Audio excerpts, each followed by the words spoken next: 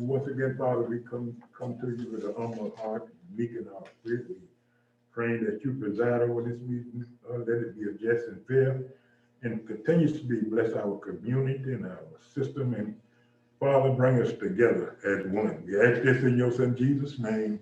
Amen. Amen. I call the meeting to order at 6:02. All commissioners are present, and we're going to say the Pledge of Allegiance. Pledge of Allegiance. Pledge allegiance to the flag of the United States of America and to the republic which stands one nation under God, indivisible, with liberty and justice for all.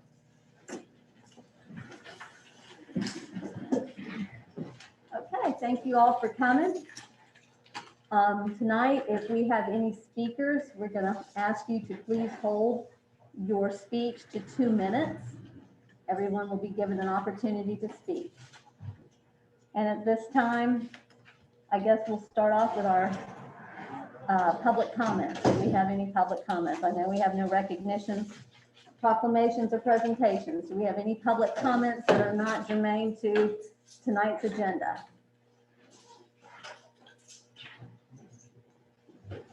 Okay.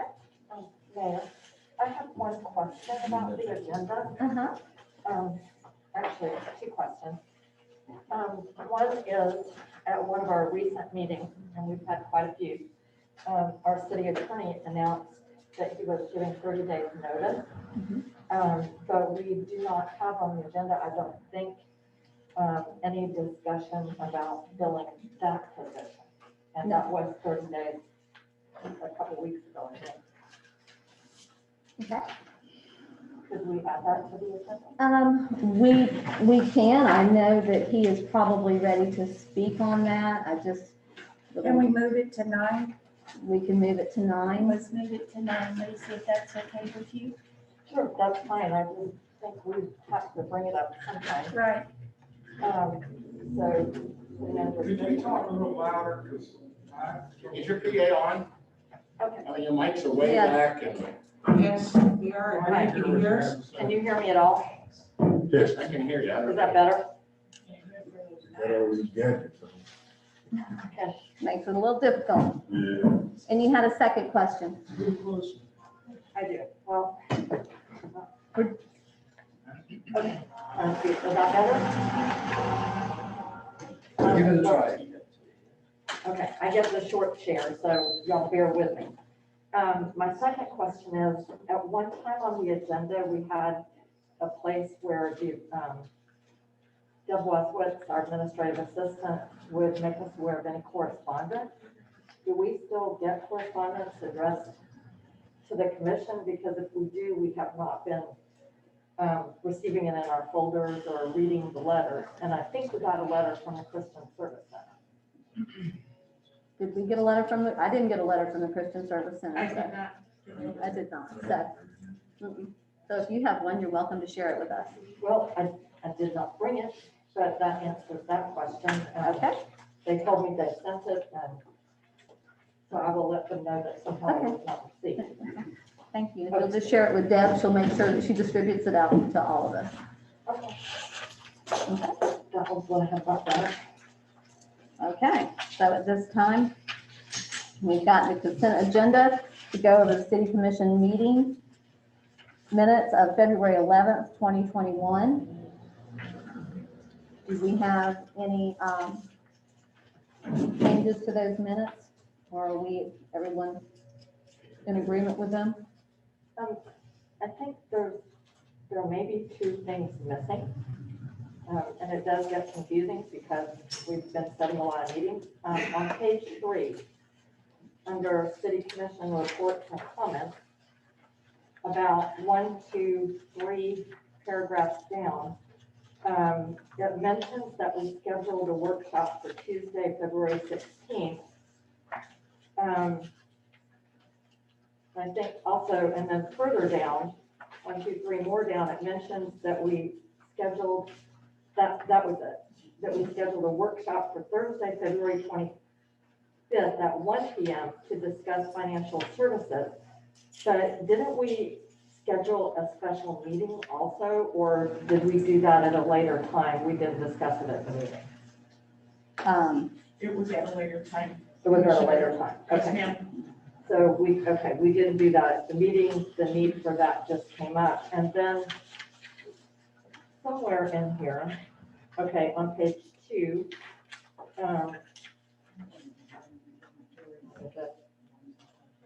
somewhere on here, I think, yes, Ashley, on page 2, under public hearings, the first reading of the ordinance 2021-01, 1, 2, 3, no, where is it? Okay, 2 paragraphs down where it mentions who spoke. At the very end, it says Ashley Shepherd, 419 Florida Avenue. I believe she also presented additional signatures for her petition. I thought maybe that should be mentioned. Okay, do you want to add that? Do you want to add that to the minutes? Yes, I would move that we add after 419 Florida Avenue, and she presented additional signatures for her petition. Okay. Okay. And that, okay, so there would just be one addition, and Deb says that we did not actually schedule a special meeting at that. Well, we actually scheduled a special hearing. If you look there, if you look above that, motion by Commissioner Banks, second by Commissioner West to schedule public hearing for February 24th, 2021 at 5:30 PM. Right, but there was, we also, when we had that workshop on the 25th, we had a special meeting after, but what Deb is saying is, that was noticed. Oh, that was noticed after the fact. Right, that was Yes, noticed yes. after the fact, so we don't have, that doesn't have to be in there. Okay, okay. So we have to change it to the minutes. Do I have a motion to accept the minutes with the changes? I'll move it, don't move it. Okay. I have a motion. We have a second by Commissioner Banks. All in favor, aye. Aye. Any opposed? Nay? Okay, motion carries. Minutes are accepted. Okay, so at this point in time, I'm going to alter our order from the law enforcement contract. George is here, I believe. Do you want to come up and speak? Where is George? George is here, isn't he? George is not here? George is not here. I apologize. I thought George was going to be here. He's driving over from Jacksonville tonight to go over these city manager position, the interim city manager position. So I would still like to alter the order at this time and go and suspend the city commission meeting. Let's go to the CRA board meeting. Is everyone okay with that? Okay, so I'm going to open up the CRA board meeting. And in opening that up, I need the approval of the minutes of the December 10th, 2020 CRA board meeting. So moved. A second. Okay, we have a motion, we have a second, all in favor? Aye. Okay, any opposed? No? Okay, the ayes have it, so the minutes are accepted. Now on the agenda, we have the CRA special event grant request from the Crescent City Yacht Club. All of you should have had that in your packet. I don't think there's anyone here from the Yacht Club tonight to represent that. But does anybody have any questions? It's my understanding this is the standard application that they submit to us every year for the fireworks for the red, white, and boom. Okay, it's a $2,000 request. Mayor, Yes, sir. you got a hand? Oh, yes, sir. Can I ask you to please get up and, We're kind of new here, uh-huh, but I had no idea we had a yacht club. we do. And can you briefly tell me what the yacht club does, if they do anything? Well, sir, honestly, I am not a member of the yacht club. We have, and I will ask you as being new here, thank you, we welcome you so much, and we're so glad that you came to the meeting tonight. But probably if we can, if you have any questions, we just ask that you come to the podium so we know who you are and you can introduce yourself. Deb needs that for the record keeping. And Mayor, while he's coming up, if I fact that anybody has a mask, they'll wear it over their nose, please. Yeah, I'm Dr. Anthony Musalem. Okay,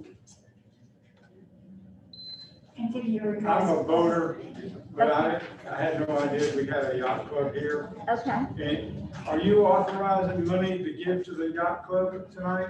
I thought I heard something about $2,000. Yes, sir, and your address real fast, just your address for Deb, so she has your address. Excuse me? Your address, we have to give our address. 2392 Highway 17. Okay, 2392 Highway Okay, 17. thank you, Here in thank you. Crescent City. The yacht club every year, it's a big event that they have down at our boat ramp by Three Bananas. Yeah. And they're responsible for putting off the fireworks. Okay. And so it's called Red, White, and Boom. It's usually the weekend before the 4th of July. And so they do that, and each year they come to the CRA and they ask that we help them with the cost of that. And so this year they're requesting $2,000 for that from our event money in the CRA. They are going to have the fireworks displayed in that week before. Yes, sir. It's the Okay. weekend, the Saturday before, and I believe they're planning this year, it's my understanding, they're planning an all-day event. And they're gonna try to do something up and down Central Avenue. So they've got a lot going on. There'll be a lot of excitement, a lot of people glad to be out of the house. But they're the ones that do our fireworks. That And sounds, it's a really nice show. Sir. They do a great job. sounds good. Yeah, it is. You'll enjoy it. And we do have a contact number. I don't know, if that's, Yeah, if you would like to get in touch with them with the yacht club, we'll be happy to give you a contact number. I know they meet once a month. I believe they meet once a month. but that's about, we're Well, not they gonna, really come before the commission before the activity anyway. Sir, yes, sir, they do. They'll be before the committee. Right, my understanding right now is that they're asking for the approval so they can go ahead. They have to do this in order to get started with this, so, You saw George came in, right? okay, welcome. Okay, so we've got their CRA special event grant request. Do we have any questions? I have a couple questions, but don't we need a motion first? Well, if you want to, I didn't know if you had a question first before we had a motion. Okay, well, if no one cares, I'll just ask my question. Go ahead. And of course, the grant money, it says on here, that the purpose of the CRA is obviously redevelopment, downtown economic development. And the funds are supposed to be used for advertisement, insurance, and cleanup, that kind of thing. I did ask our finance director how much money is in the budget for that particular item. So I was hoping that she could explain that to us. Okay. Debbie, do you want to speak to that? Let me find my notes. I think we have like, Do you want me to read what she sent me? Would that help? Sure. Okay. Debbie sent me back an email that said the balance in the fund is $4,600. Can everybody hear me out there? Okay. She said we paid Christmas festival fireworks $1,000 from this year's budget, $1,000 from last year's. And I don't really understand this part. Ms. Peacock says the CRA water bill comes out of this line item until after we pay for the CRA single audit. And in the past, we also, out of this particular budget, funded $2,000 for the crappie tournament, and we gave the Lions Club $1,000, but I think that was at Christmas, wasn't it? But they did not accept that. They never turned their receipts in for Yeah, that. but Lions Club would be for the following budget year after September 30th, correct? it's usually the Christmas one, Christmas. Okay, so are you basically saying we have $4,600 available except for the water bill? Correct. And how much is usually the water bill? Maybe $50 to $100 a month. Okay. So we should have sufficient. Yes. Okay. Can I ask you a question? Yes? How do we replenish the money into the CRA? How is that money replenished? We get tax dollars, Surplus tax over. Yes. CRA district, that area, that tax money goes into that fund to be used to shore up the area, what we need. I guess that's not a really good explanation, but I think I kind of understand what you mean, but that's. Right. the county and the city contribute to that Okay. Right, the tax For my own increment, knowledge. that's what we talked about at the December meeting, but actually I do have a question about that replenishment that Commissioner Burton asked about, may I? Yes. Okay, because looking on the fund report that we have for this month, we actually only received $58 into the CRA. Is that unusual? day. That was just something that came in recently. I'd have to go back and look what it was. And, we got our money at the beginning of the year. And, the city transferred their money in, and so did the county paid us and transferred their money in.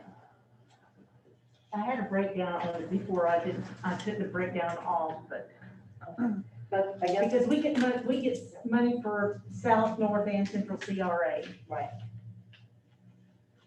So I guess the bottom line is what I'm asking, which is really to follow up on what Commissioner Burton asked, is are we doing okay in that fund? We haven't spent hardly any of the money out of the CRA fund, so. Okay, we have a special event grant request. Do I have a motion? I so moved. So, Okay, I have a motion and second. All in favor, say aye. Aye. Any opposed? Nay? Okay. Grant request is passed. They will be very happy about that. So will the community. I think they're going to do a really nice job this year. It sounds like they're really working on this and. Okay, so we're going to, at this time, close the CRA board meeting. We're going to May I reconvene. have one question before we close the CRA board meeting? Yes. And I know our city manager is not able to be with us tonight, but in the December minutes, Mhm.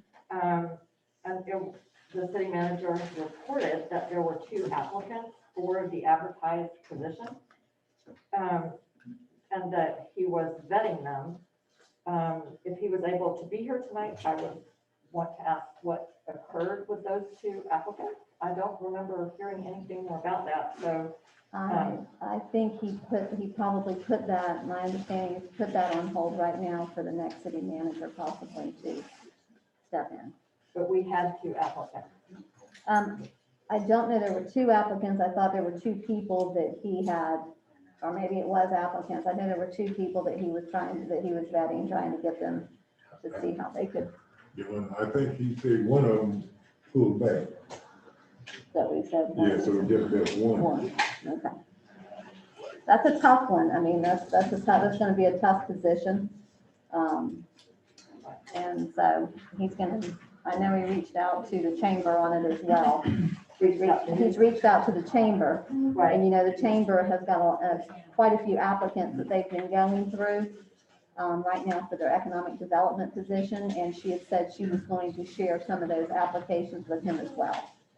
Right, and I had also talked to Dana about that, and she said she thought that the breadth of our position description might be a problem, that we Yes. might need to narrow it down. Yes, I'm sure that we need to. So I'm hoping before too long, we can take a look at that. Okay. Okay, is that it? That's Okay, it. I'm going to close the CRA board meeting and I'm going to reconvene the city commission meeting at this time. And so, George,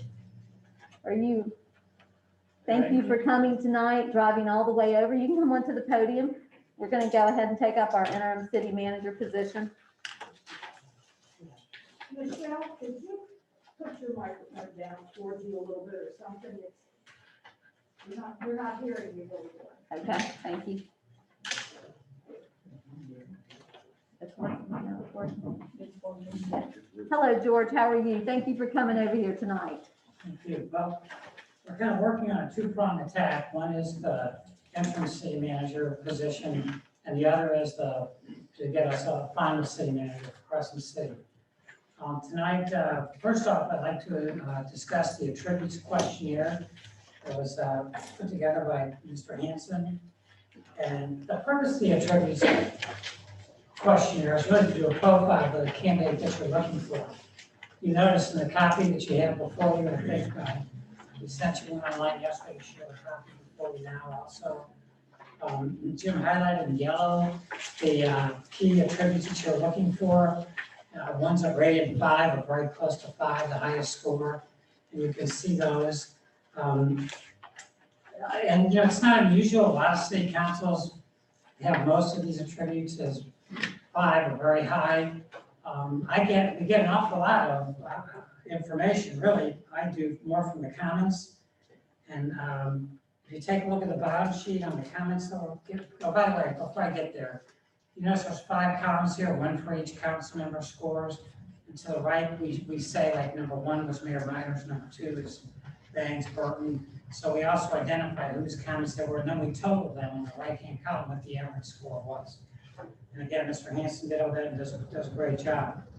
The next thing we'll discuss, which to me is even more important, is just what the comments were by the council.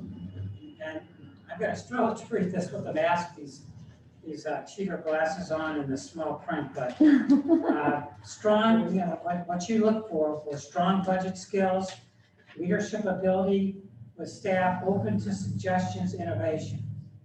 You also stated that you should want to live in the city, build community, all vacancies must be filled. You also said there needs to be an understanding of budgeting and accounting, must do an assessment of the staff configuration, finance director, administrative assistant, city attorney, all leaving. So we need to make decisions on how to fill these positions and how to improve financial issues. City has gas and water departments, historic preservation, important. This person must be a self-starter and have knowledge of planning. The next comment was, we have a couple of new businesses going to come in the city, and we need them, and we want the new manager to help. The next comment was possible move of police department to sheriff's office budget, reworking boards, planning and zoning ordinances. Go to the next page. Comment was change in personnel across planning boards with new innovative ideas, CRA and economic, I'm sorry, I'm having trouble reading here, need to be initiated. Say here, economic revitalization of housing to attract middle, upper income residents, protect historic homes in the central business district, understands the community redevelopment agency and how to use them, code enforcement to promote revitalization. And then the last 3 comments were keep commissioners informed of plans for new businesses, most vacant, cleaning blighted properties, put property on remaining historic buildings that has to be average. I'm struggling to read a little bit here. Well, I it's think that small was print, and priority. you don't have a whole lot of light here, George. I apologize. It's very small print. We need strategic planning and someone to take the 60,000 feet view. And we have a beautiful community and lovely people. There are always a few strong personalities. So what we did is we took these comments and we took what we saw in the job attributes, and we put that in the job. We put the critical aspects of that into the job announcement for the permanent position, so we can get us what we hope will be the best candidate for this job. So did you have any questions on the attributes questionnaire? Again, Jim did a great job. He's got the scores down by individual and average. And then we took everybody's comment and put it in the comments section. So it just, get an idea of what you're looking for. Very informative, very informative. Yes, very good. I thought that it did a great job of coming up. It looked like I saw my comments in there and I was able to understand what everyone else had said, I thought it was very clear. I think when we review the job announcement, you'll see, all of you will see your comments, many of your comments in that also. Okay, So I also wanted to review the salary survey. Mr. Hanson also got that in conjunction with the League of Cities. And y'all have that in front of you. Yeah. Sorry, sir, you can see that, you know, the average, and we deleted cross city because theirs is $25,000 and we didn't really know what that was. But if you eliminate the cross and you look at all the other cities, you know, basically your size and in more of a rural area, the average without cross city average salary was $77,240.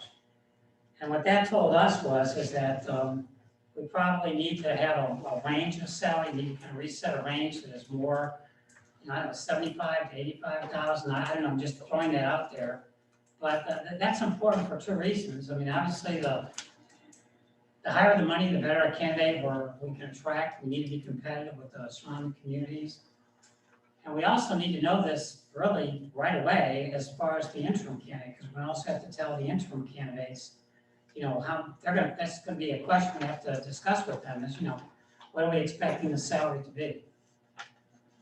So, I can't stress enough that needs to be really looked into and very, very quickly.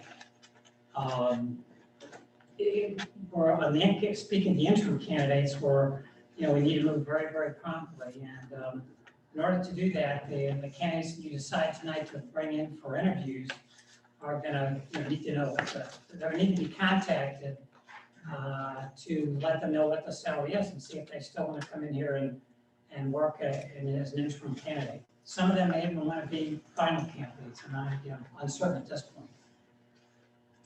So with that in mind, what I asked the council to do is we did get 4 applications for the interim position. Honestly, I was extremely pleased with the quality of the interim candidates. A couple of them have been CRA directors. All of them, I think, had good experience in economic development.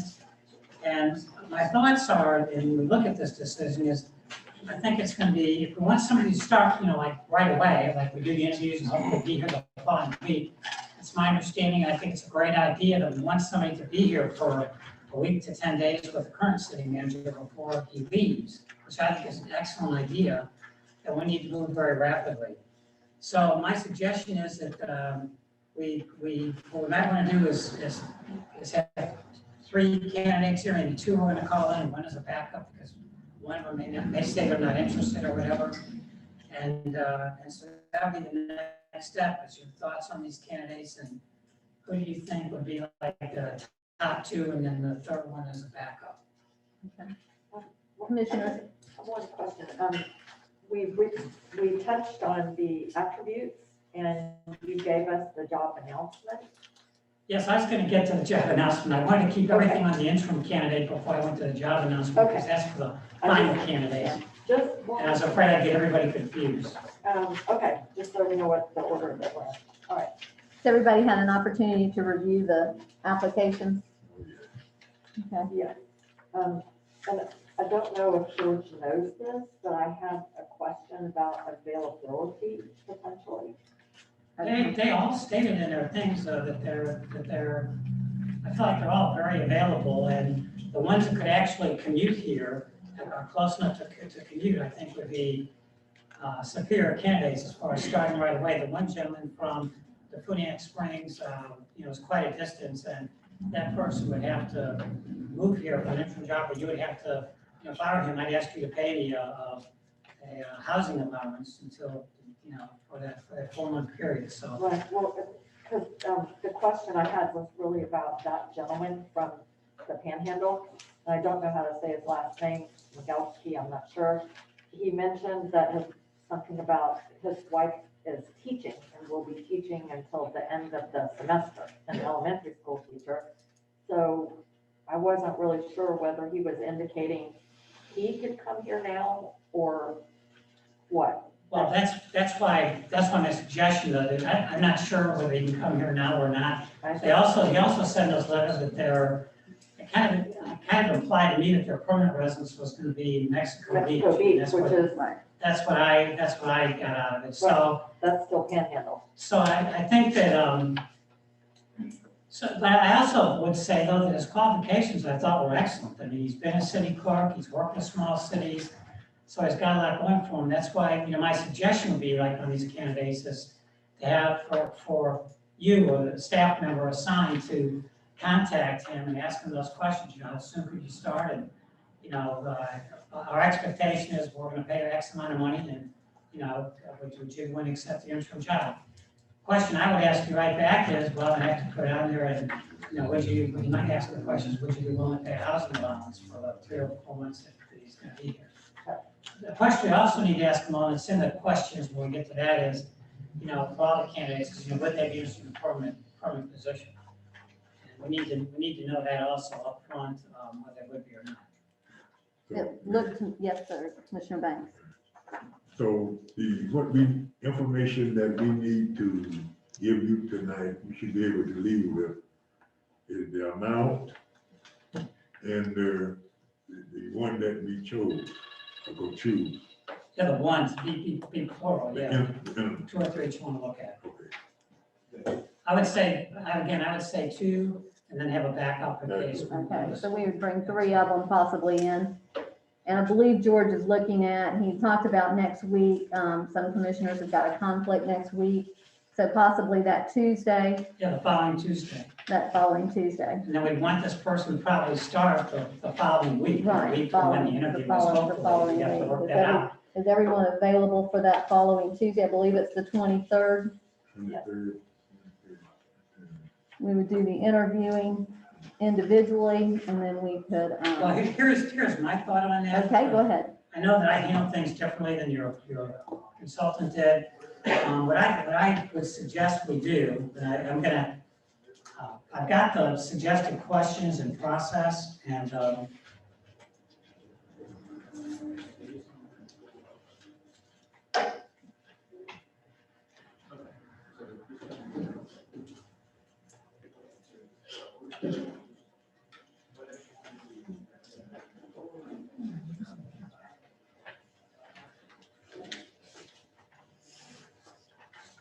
so my suggestion is, again, I've done this many times before, is that, let's just say we have 2 candidates who are coming in within driving distance.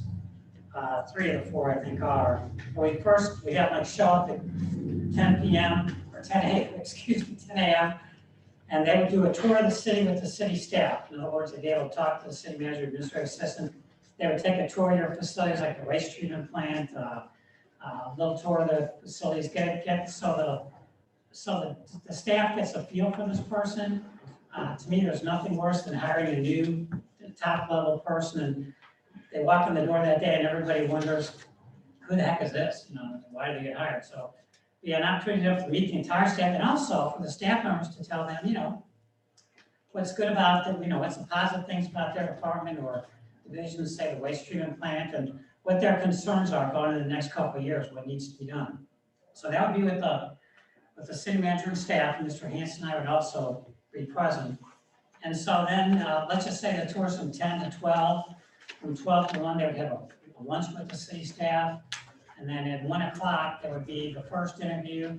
The interview process would take about an hour and 15 minutes to an hour and 30 minutes and then we go on to the second candidate and so forth.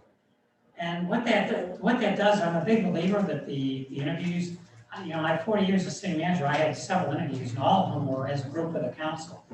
I think that's critical because the council's got to work as a team and the council, to me, I don't know what's there. To me, there shouldn't be anything secretive about any questions that need to be asked individually. You can ask them as a group. The other advantage of this process is that, it's an open public meeting. The public, they're not going to be able to participate, but they can certainly be in the audience and watch the process and certainly form their own opinions based on what they see. That's okay too. And so I've got so that would be the format that I would suggest: tour, and then lunch, and then interview for the whole council. I've got suggested questions written up. I will leave a copy with the staff. I'm a little bit paranoid, to be honest with you, about the questions because I don't want the candidates to get a copy of them. I didn't email them because if I got to email somebody something, it could be all over the world in China before the next, before the next session. So what I'd like you to do, and I hope it doesn't offend you, is to, take a look. I'll leave them with the administrative assistant tonight. You can go in the office and look them over, and if you want any suggested changes, fine. The administrative assistant can let me know. But I base these questions on what the items that you brought up in the attributes questionnaire. So I will leave a few of those with you tonight. And again, my thoughts is, if you have over the next 5-6 days, go in, take a look at them, make any suggestions, and they can get back with me and I can make changes to it. The other thing I would suggest is that we make sure there's no out-of-process discussions. In other words, I have never had this problem, but others have, that you have candidates that call council members individually and try and kind of backdoor their way into the job. And I would strongly suggest that, make it very clear we call them that there's no out-of-process discussions, so everything is discussed in the open at the council meetings, and we don't have to have any problems related to that. Okay, it's kind of like getting answers to the test before you get the test. Yeah, you all know, we're in a crash dive here for this interim process, so we really have to move quickly. Right away after this meeting, whoever you select to come in, the staff needs to contact, tell them what the salary is. And I'd also say that those who are going to be driving here, you might want to consider a car allowance. I think that would be very fair if they're driving 50 miles a day or something both ways, or whatever. I think a car allowance would be something that you need to consider. Okay. Do you have a question? Anybody have a question? No, I guess before we leave this, besides selecting who we want to come, we have to talk about what the range that we're going to offer them. That's what you're telling us, right, George? I'm actually telling you both, yes. We need to select who are going to call up and see if they're interested in that. We need to find out what the pay is going to be, and if you're willing to pay a car allowance or a housing allowance. Travel expense, right?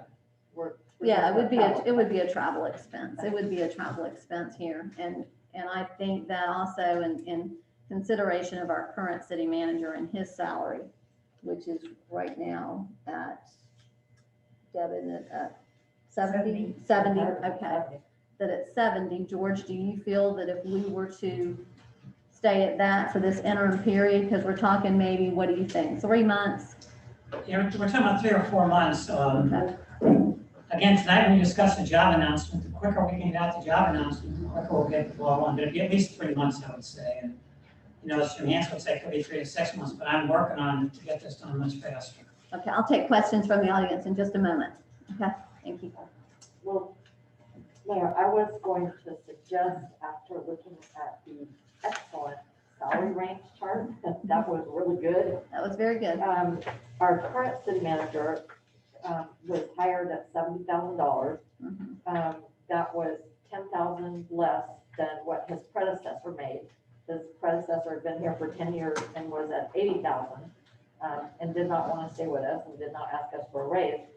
Our current city manager, we offered him 70, I believe, because that was actually his first position as city manager. It was. But looking at the salary ranges for these small towns, and your comment that, the more you offer, the better the candidate you may get. I was thinking that maybe we could offer a range between 70,000 as low and 90,000 as the top, so that we could see with that additional fund, we don't have to pay it, but you can certainly try to attract more experienced or more capable applicants. So Now, are you talking for the interim, or are you talking for the actual applicant? Because right now we're on the interim. Well, George suggested that they would be somewhat related. Did I not hear you say that? Well, I think the mayor's comments probably probably fair on the interim candidate, but I think, I think the range needs to be adjusted for the final candidate. Definitely for the final candidate. So you're saying you think we should pay the interim what our current city manager is making, even though they're much more experienced? Well, leave that to you, certainly the higher you go, the better we're gonna be, but we're all kind of flying blind right here because we're in a hurry. We haven't discussed anything with the interim candidates, but I think certainly we could we need to be able to tell them when they come and look, the salary's gonna be, normally what I would do if this were a final candidate, you had a range, I would tell the candidate the range and say, I've had experience in my life as maybe going to give, where you advertise a range with the person interviews, you offer the job, they say, no, it's not enough money. Well, I don't play that game. To me, we'll have the range and the final candidate, and we'll call them before they come in and say, this is what the range is, can you live with that? If they say no, then we part ways. With the interim, it's a little bit different. So I think we could tell them, look, we're expecting a salary of, the current manager's making 70,000, that's kind of what the range we're expecting, and see what happens. Commissioner Burton? Well, that was my question. I mean, we have a chart here, and they're basically talking about a city manager, not an interim city manager. And so, yeah, I think, we gotta talk about how much we wanna pay them for approximately 3 months or whatever, or 4 months, because it's not a permanent type, or at least we don't think it may be a permanent type thing. Yeah, and they have that opportunity. I mean, that's if they Right. wanted to. Yeah, if they want to. So we just have to kind of keep that in mind, that I think just what he said, maybe start at that $70,000 range. Commissioner Banks, did you have any comments? No, not really, I'm just, Yeah, I'm trying to figure here. the price, if we started out at put the price range of $70,000, and he here, just say 4 months. Mhm. So, we need to give ourselves time We do need to take time on to this. take down Yeah. on getting the person that we're gonna get. Another suggestion might be you pick the average that's in this chart and say offer the interim person the average, and then for the. Go there. Again, I'm just advising you not telling you what to do. You need to, kind of make a decision just based on what you've heard. Mayor, if I could, Commissioner DeVito? so George has suggested the average. It just concerns me, we're looking at very experienced people here. What we're paying our current city manager was based on the fact that this was his first city manager's job. We paid our last city manager with 10 years experience, $80,000. To me, to attract somebody to come here for a short-term gig, I think it would make more sense to pay in that $75,000 to $80,000 range, because these are people with experience. I think we need to show them that we are going to value their work and that we want them to come. Well, and I believe this is kind of what they do, and when they apply for these interim positions, oftentimes they're retired. Is that my understanding? Some of them have retired, some of them Yeah, are. some are retired, some of them have recently left two of them I know for a fact have recently left their last jobs. And so they're, again, I can't speak for them, but I can say they were city managers a few months ago, but they had left their last jobs. So does anybody have any comments on it, 75,000, if you went to 75,000? It'll be fine with me. Debbie, you're the most important, Debbie. Would they get benefits? No, No, generally, no, they would not get benefits. You need to, my suggestion is that we have someone, probably the city attorney, start at least on a draft contract that we can discuss with them when it gets to that point. And what your offer is gonna be, but generally, they would not, but I'd have to leave that to you and the city attorney. So you're saving them with no health benefits, and we do have a car allowance built in if we need to use that. and that's the 250 a month? Correct. Okay. So, okay. We had, just a second, George, we had 2 comments from people, I believe, in the audience. Diane Sykes, you asked to speak. If you would step to the podium, please, and introduce yourself. Diane Sykes, 304 Chestnut Street. I had a couple of questions. I didn't hear it, but it might be in the contract for the permanent position. I wouldn't expect it for the interim. Grant experience, is that in there for the permanent position? What experience? Grant, since all of our Avon tax code for police or sheriff, we need grants to do all of our infrastructure. Is that experience in the line items? Well, we'll be looking at that. George, did you hear that as far I as heard with I heard grant? what she had to say. No, it's not in the job announcement. It's not in the job announcement, but certainly is a experience that's question. I'm virtually certain all of them have had experience in grants. And I will, You can ask that. I'll also share that I think as we go forward that, that whatever we have is that we need to look at somebody that can work on grants for us, on a regular basis, And I don't know that that should be the city manager per se. I mean, I believe you need to have experience in it, but we definitely need somebody. We're missing out on a lot of grants right now. Because we don't have anybody watching that and they pay for themselves. Yes, sir, Commissioner Banks. I think we don't want to put too much On this. on the city manager. That's true. So we have to be careful. I think when we be more successful when we get a grant writer like we have Right. now. I agree. Yeah, but the city manager should be the one to propose to the grant writer what we need, and then, of course, the grant writer will fulfill that request.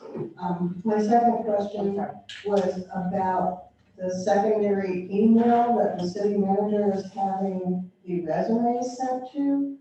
Is that a city email that you guys have access to, or a private email? May I answer? Yes.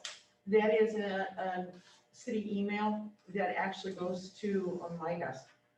But it allows those things to be separated so that they don't get caught up in. Okay, as long as it's not going to a private email address. No, ma'am, it is. is. No, Diane, it is a city email. Okay, thank you. Brett When you Peterson? asked, Jay Peacock to clarify some of the benefits, that's what my Okay, okay, comment thank is you, going to be about. thank you. Okay, so we've got some applicants before us. Are there 3 of them that we want to sort through these? Any comments on the applicants? And we want to just go 1, 2, and 3. We want to list them 1, 2, and 3, 4. We got You want to 4. list them in alphabetical order? I went through them and, I actually liked,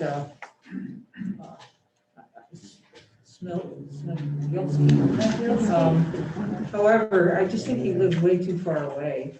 And, I don't know if you want to do a housing type deal for him to stay somewhere here or not. I'm not sure what would be cheapest to do the whole gas thing or actually put him up for 4 months, if that's what we're thinking, it doesn't, in my mind, I'm just thinking that living in the Panhandle, his wife works, it's kind of a long ways from home. So that being said, if I just eliminate him, it leaves me with the other 3. So that's kind of where I am. Anybody else? Commissioner DeVito, do you have some? I do. My top 2 were the one in Apopka, Mr. I think it's Drago. Not sure, okay. And then, Mr. McCroskey, I wasn't quite clear. He said he lives in Ormond. I wasn't sure. Maybe George can answer this. George, where are you? And George and I talked earlier today, because he's going to also do some background on these as well. Is that correct, George? Just to kind of. I can't do background checks. I mean, you were going to, I thought when we talked earlier today, you mentioned something to me. I had a lot going on today, as far as. What I said is we should. We needed to, that's right. We needed to kind of Yeah, look I into this a little bit. actually have a company that if you want to use them, that can do the final background checks, but that takes more time than we have. So my suggestion was that we have a staff member And I hate to put the city attorney spot or maybe the city attorney to just do some checking of, places that they work where they said they worked and that and their credentials and kind of go from there. Well, actually, I had two questions. Okay. Go ahead. Or simple. One is Mr. McCluskey. It wasn't clear to me. He said he lives in Ormond. Did he just recently leave his job in Greenville? Do you know? Because you mentioned, I think he's been, I looked up Greenville on the website today, right, and he was not there. He was not the city manager there. right. And where so is I assume Greenville? he's, even though the application says 2017 to present, I assume that he left there a few years ago. Yeah, we think he just possibly hasn't updated that application. Okay, and then this may or may not be a question for George. George, you may not want to speak to this, but for the other commissioners, the one candidate that's fairly close to here, Winter Garden, when you look through his packet, there seems to be a fairly significant issue with a conflict, including, he mentioned, being arrested and an argument, and I mean, that's all in his packet. I'm a little bit concerned about that. Yeah, I think when he left his last job, it was kind of a train wreck. And, he's very well qualified, and I think he's got a lot of positives, but he's also the CRA director. Right. My suggestion would be though, that might, because of the short time that we have, it might be best to reconsider him if he applies for the final job, but for the interim job, I'm not sure, my personal opinion is there's not enough time to go through all of that to see whether this person would be a good fit here. But if that person applied for the final job, we'd have more time to look into that. And I believe it was an altercation that he had, and those charges, my understanding. It's an altercation with the They mayor. were, yeah. So there you go. Okay. There you go. I mean, I'm not saying, They made all the headlines and Yeah. the newspapers and everything. And as the mayor said, things happen, sometimes people's hot buttons are pushed, but again, I think that might be, I wouldn't just rule the man out if he was a final candidate. I just don't think there's enough time to go through all this in a very short time frame where we're trying to get an interim. I like everything that he did up until that time. That kind of did concern me a little bit, but I did like all that he did, and from his budget standpoint and how he turned the city around. But, at the very end, things just went a little sour for him, it seems. So he was probably the one that I was thinking to put maybe, allow him to apply later on, and then maybe I was going to look at these other three. well, so you're saying you would not want to consider him for the interim? Because we will not be able to get a good Right. enough sense of his ability Yes. to. Yeah. Okay, so George, is that what you were suggesting that we? It's up to you. You have to make the decision. I think you're wise and understand that there could be things that are problematic there. But it's up to you. If you want to bring this person in, we can do that. Well, Mayor, if I could, Mhm. he has a lot of positive, he has accomplishments, and he's close by. My concern is we don't know, and we still haven't said exactly how much we're gonna offer for the interim. We don't know who's willing to come and who's not for the money that we're offering. So, and to me, I don't see anything wrong with interviewing 3 people, because it is very hard to get a sense of any of these people really from the paper. Right. And given that some of them are very close, I mean, I'm willing to put the time in, and I don't think the extra gas money is that big a deal. I think if they'll come, I would like to have a chance to, see how the paperwork translates out in person. I even think that, when looking through these, it really was hard to eliminate one of them. I went through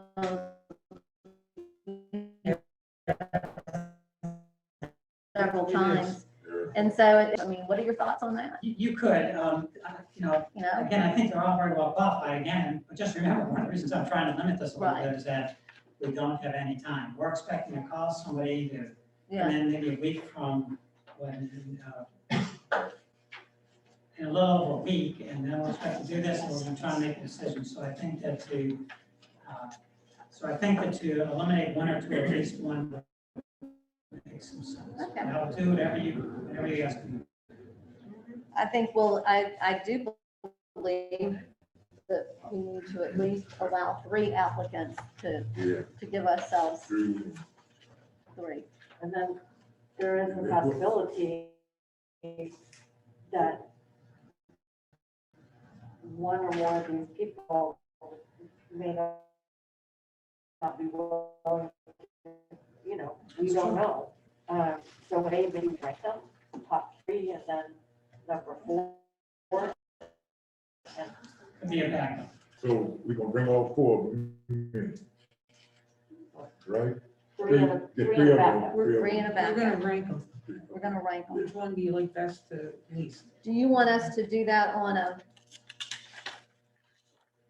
I can't find my Well, why card. don't we just say the 3 that we want to bring in and backup, and we can contact those 3. I mean, it needs to be done right away, like tomorrow. And we contacted, told the SARs and told Tobin where we expect them to be here for an I interview. mean, if we're gonna bring 3 in, which one is it that you would eliminate? I mean, That's really where we what are, we're is which talking one do we want to eliminate? Well, call that interview go. Well, I mean, eliminate from the 4. We have 4 applicants. The one- We have 4 the one- applicants, so we need to eliminate one of them if we're only gonna bring 3, and that's the easiest way to do it rather than ranking them. Well, And number 4 is really backup. Yeah, 4 would be our backup. yes. Yes, sir, Commissioner? Well, let's go with the closest first. First, 1, 2, 3. That's what I've got. After that, and then we'll deal with the 4th one. Right. And so, Might have to wind up with it, but. so with Defuniak, we would have him, Defuniak as the backup, Mel as the backup, is that correct? Is that where everybody is? Right, Okay. so I will move that we take Commissioner Banks' suggestion and have the 3 closest ones, Drago, Krosky, and Gleason, as the ones to extend the invitations to, and that we make the gentleman from Defuniak bring the backup. I'll second. Okay. Do you want to add, we probably should, I guess we'll do a second motion on salary? Okay. Okay, I have a motion, we have a second. All in favor, say aye. Aye. Anyone opposed, say nay. Okay. We have Okay, a so motion then, so moved. I assume that the administrative assistant or someone will contact these candidates tomorrow, tell them what the salary is, and tell what the salary is, and the car allowance, and we need to set. Is there a problem, George, if I call them? If I was to call them right now, Deb is not, she will not be here tomorrow. Well, it could potentially wait till Monday, but no, and again, it doesn't matter if I have a problem or not. Okay. You're the mayor of the council. I mean, so, I'm just asking you that if you don't have a problem, does the commission have a problem? No. Really? I don't know. Commissioner DeVito? To me, I think that, I don't know, I don't think that's the best idea to have the mayor call, because it's inevitable that there will be some kind of discussion. I did think before we came about who on staff we could designate to do that. I wanted to ask Debbie Peacock, would Sheila and Finance, you think, be willing to take that on? Or would that be something she would be comfortable handling? She or I, the one who did it, You sure, Debbie? I mean, I really don't want to I know you've got a lot going Because all we're on. doing is calling them and telling Calling them. them and giving them an interview time, yeah, Yeah. okay. If you're sure you're gonna do that, if you need Yeah, help, just let me know. Yeah, we're gonna have to Okay. know what the interview time is. Okay. We'll set that up. Deb and I'll do that tonight before we leave. We'll get that figured out. Okay? So do we set, I'm sorry. We do haven't set a it. salary to? We haven't set a salary yet, so I need somebody wants to make a motion on a salary For the interim. for the interim. This is only for the interim. What if we do a 75,000 for interim? Okay? Do you want to make a motion to do, so do you want to add and plus? I move that we offer 75,000 for the interim for the 1, 2, 3, 4 months, whatever needed. Okay, and do you want to add any travel allowance into that? Yes, whatever, 250 is what we've allowed, and 250 a month for travel allowance. Is that 75,000? What they're A getting for, No, that's annually, so they'll break that that, needs they'll to break Break that that down down. into a monthly yeah, allowance. yeah, and it breaks down to 62.50 a month. Yeah, Okay. Okay, so, Good for you. yeah, no, just plus want the to make sure. 250, so you're Because I was looking gonna at, say, so I you're was looking gonna at raise it, my hand. right, so you're looking at about an even $6,500 $75,000 a month. Yeah, with travel, with travel. but yeah, no, I just want to make sure that Okay. those things are. So clarified. Commissioner West has a motion that we pay a salary of $75,000 annually with a travel allowance of $250 a month. So we have a motion. Do I have a second? I second. Okay, we have a motion and a second. All in favor, say aye. Aye. Anyone opposed? Nay? Excuse Just me. ask for discussion. I'm sorry.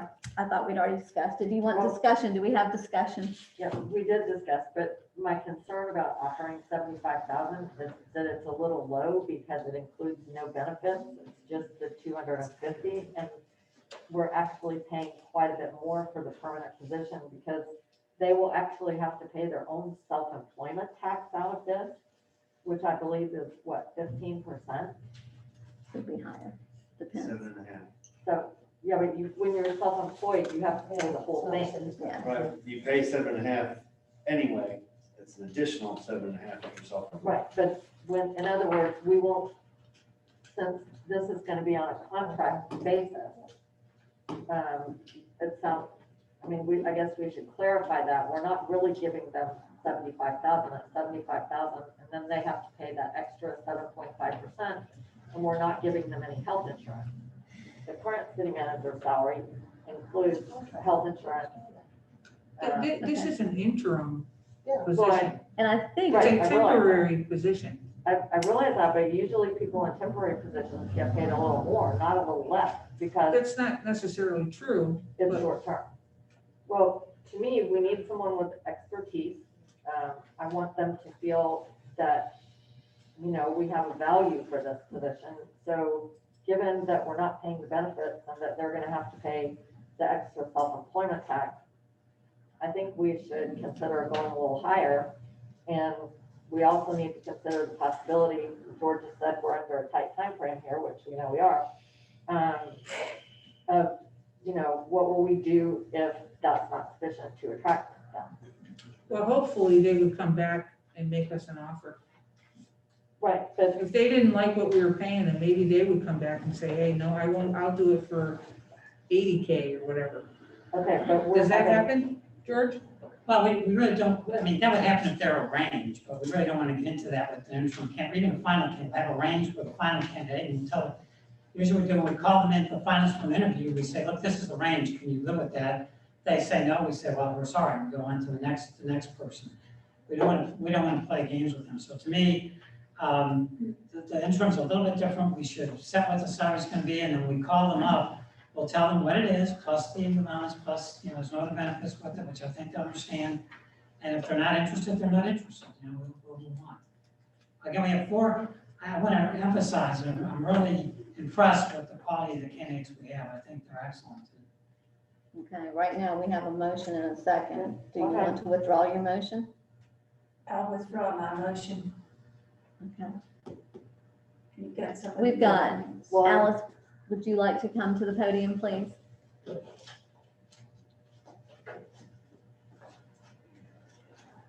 Alice McCoy, 315 North Summit Street. Why don't you, since it's going to be month to month, why don't you say it as a monthly? Just say 7,000 a month or 6,800, you know, come up with just a, not make it a yearly salary, because you're. That's a very good suggestion. That's a very good suggestion. Thank you. We always get good input, so thank you. That's a consideration. So right now with at 75,000 plus the $250 a month, that's $6,500 a month. so I was actually, before Commissioner West withdrew her motion, I was going to ask if she would accept a friendly amendment to add to whatever it is, the at least the 15, whatever, the 7. 15%. Yeah, the 15% or 7.5%, whatever is appropriate to make sure that we are covering that self-employment tax, because that takes quite a bit. That would take them to 74.75 a month. You want to make it 75 a month? That's, somebody wants to make a motion? Actually, it brings it to 69.55 a month. What was it, 7%? No, she said Well, 15. but we've given, She did 15. 15. So that's right at $90,000 annually. Wow. Scott, you said you're actually paying just 7.5 extra? Yeah, everybody That's pays, self-employed. Yeah, everybody everybody. pays their own. Yeah, And then if you work for me, I've got to pay it, I've got to match it. So if you work for yourself, you've got the 7.5, plus then you got to match it yourself. So that's why I say 7.5. So if you do 6,500 times, okay, you're looking at 69,875, so you might as well round that up to 7,000. So. Okay, you're right at $84,000. Okay. Okay, so I have a motion. I so move. Do you want me to say? Okay, for the interim salary to be 7,000 a month for as many months as we need, 1, 2, 3, or 4 or more. Now that includes travel. Remember That that. includes the travel of $250 a month And the, what? 7%? and the 7%. That's up to them. That's their Okay, employment. right. That's them and the IRS. Exactly. So Okay. you don't even So mess that's with it. And that. that includes. 7,000 a month, which includes the $250 for gas or Okay. Okay, so we Travel. have a motion for $7,000 a month, including travel allowance. Do I have a second. second? Okay, I have a motion and a second. All in favor, say aye. Aye. Anyone opposed? Nay? Okay, so move. Okay, so we're gonna call as I understand it, we're gonna pay 7,000 a month, I wouldn't, and that's it, we're not paying anything else. That's it. There's no car allowance, nothing else, there's 7,000 a month. that All closes. in the building. The car allowance is Right, built I in. understand, I wouldn't bring it up with a candidate, I'd just say 7,000, so I'm Yeah. close with it. And then the date that we're planning on bringing them in is Tuesday, the 23rd of March. Yes, sir. And then they're going to be contacted, say Monday, and someone's going to go over these with them. They have to be here Tuesday, March 23rd at 10 a.m. And then we'll go through and see how many people are coming. We may have to make an adjustment.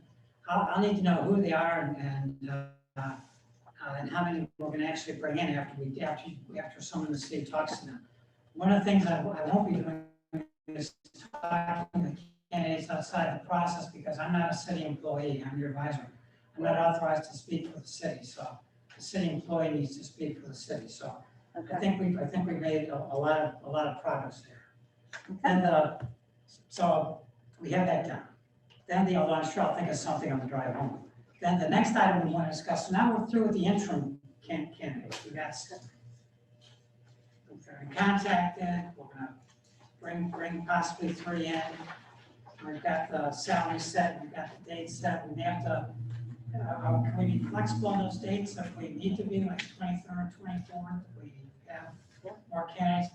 Because I want to tell you that we can do that, but to interview 3 candidates in one afternoon and go through this is a lot. One thing I forgot to mention about the interview process is the last part, after you interview the candidate and ask the questions, the last part of it is to give each candidate 15 minutes to ask you questions about the job. You can often tell a lot about a candidate from the questions they ask and what their interest really is. So that's part of the process, also is giving them time to ask you questions. Okay. So now I think we're ready for the job announcement. The job announcement, you should have it in front of you, and that's for the final candidate. We took the job announcement from, much of it is from the comments that you made on the survey. And in the first paragraph, we're just trying to tell them a little bit about Crescent City, where it is. You might want to double check my sense of direction. And as I say, the city is 24 miles southeast of Black. I think we're directly south of Black, aren't we? Yes, a little southeast. You Right, did so well. okay, then I just did this off the top of my head, I didn't use a map, so. So anyway, the first paragraph, we're just telling where we are, we're telling them that, you know, the size of the city, we're telling them it lies in between two lakes and so on and so forth. You know, I'm gonna tell you, I haven't been across the city too many times, but today I came a little earlier so I could walk a bit around the community, and I've got to tell you, I'm real impressed with the town. I think it's a very, very beautiful, small city with the two lakes there. I think we have a lot going for ourselves, going into the future. The next second paragraph, I tell them that, you know, the county commission make up 5 members.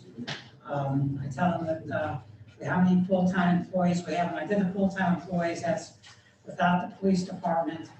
If we don't contract out the police department, that will change. I put in the city manager also serves as a city clerk, they need to know that, and they supervise the community redevelopment agency, they need to know that. And two of the candidates you're gonna look at have been CRA directors before. The third paragraph just says that they serve at the pleasure of the city commission for an indefinite term, that's right from your charter, subject to termination anytime on 3/5 vote of the commission. It says here that this is critical. The city manager is required to have a bachelor's degree from Crescent College. Coursework in public administration, business administration, or city planning is preferred. 5 years of work experience in public administration is a minimum requirement. An equal amount of work experience in the private sector and management with a company of similar size and complexity across the city may be considered a functional equivalent. So I need to know if you're okay with that. Again, all the city charter says that we hire somebody based on their qualifications and experience. And so this is, these are the qualifications I used in another small city of this size, and it seemed to work out pretty I well. like what you listed. You did a very good job outlining that. Well, I like it. thank you. The next paragraph says the city manager, and the city manager is called the administrative supervisor in the city charter. It says what they do, you know, they direct and supervise the administration of all city departments and agencies. And then at the very bottom, I list all the departments they're gonna be supervising, because they need to know that information. Again, the last sentence says the police department was recently contracted to Putnam County Sheriff's Office. If that changes, if that doesn't happen, then You can take that out, okay. they'll have to change that sentence. The next paragraph, we talk about the successful candidate must have strong communication skills, embrace culture diversity, and gain the confidence of the city council and community. He or she must have the ability to recruit a professional, responsive staff and have strong budgeting, economic development, and planning and zoning skills. Setting expectations and positively communicating them to the city staff and keeping the city commission members informed will be important aspects of the job. Any questions there? Seeing none, the next paragraph says major challenges the new city manager will face include providing stable leadership to move the city forward. Helping the commission to set strategic goals and modernizing financial procedures will be important. There are also several community challenges, especially in the areas of recruiting new businesses, management of the CRA, historic preservation, and code enforcement to upgrade or remove blighted buildings. In addition, 2 crucial one-time employees are retiring, the finance director and administrative assistant to the city manager, and their replacement is essential. And I didn't mention the city attorney because I assume the city attorney is appointed by the council, not by the city manager. So again, you'll notice that almost all the information, these last couple paragraphs are from the attributes questionnaire, so I tried to put it in there. So now let's go to the next page. The city council provide a competitive starting benefits. The starting salary is budgeted at, we need to fill in that blank, or put a range in that blank. And then to apply, submit a cover letter and resume with at least 5 work-related references to blank. We need to know where that information is supposed to go. Now we say attention city manager, candidates, city Crescent City 3 North Summit Street, Crescent, Florida. Applications may be emailed to blank by whatever date. I would suggest that we give it about 45 days when we send this out. And for more information, contact blank. So in other words, if the applicant has any questions, there's got to be somebody here that can take those questions. And we need to know what the salary is. We need to know what email you want to mail to. What the date, I would suggest 45 days from the date we send it out. I would also suggest that you advertise this with the Florida City Council Manager Association.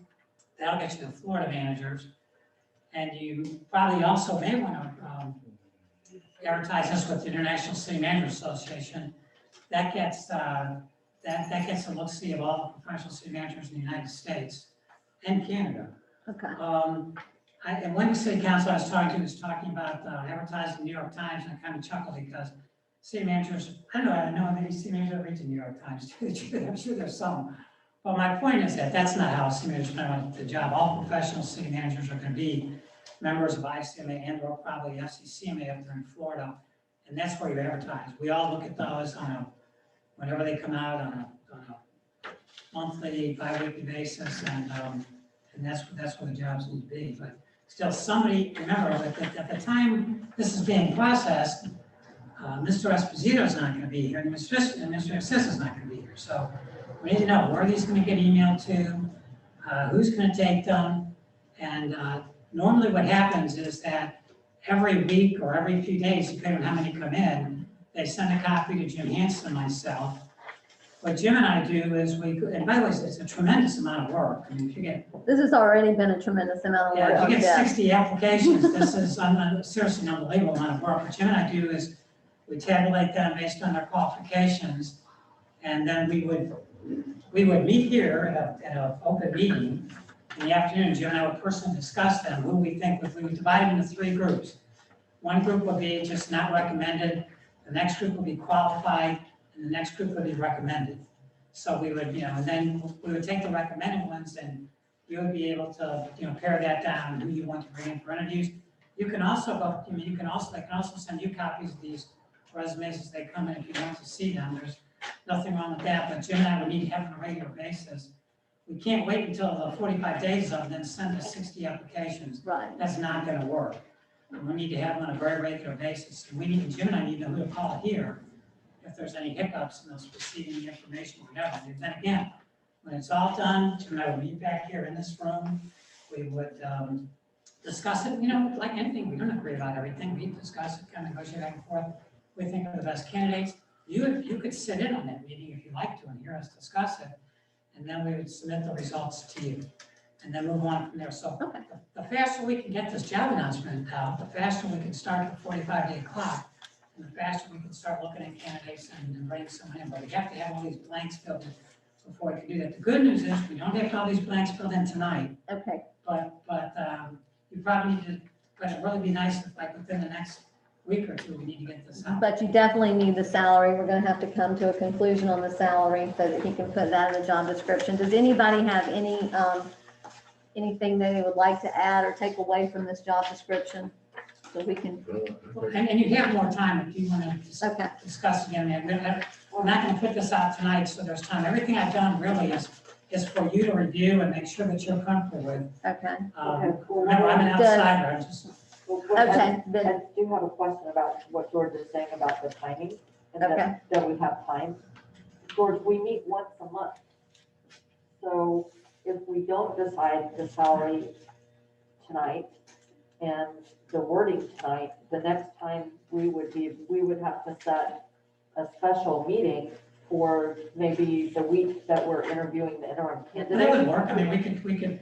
I figured we potentially could do it on the back end of that meeting. Yeah, back end or possibly. front end even, Or the front end, we could do it on the front end. I'm just saying, we kind of need to nail down when we're gonna get that done, because if we don't talk about a special meeting, then that would push it to the second Thursday in April.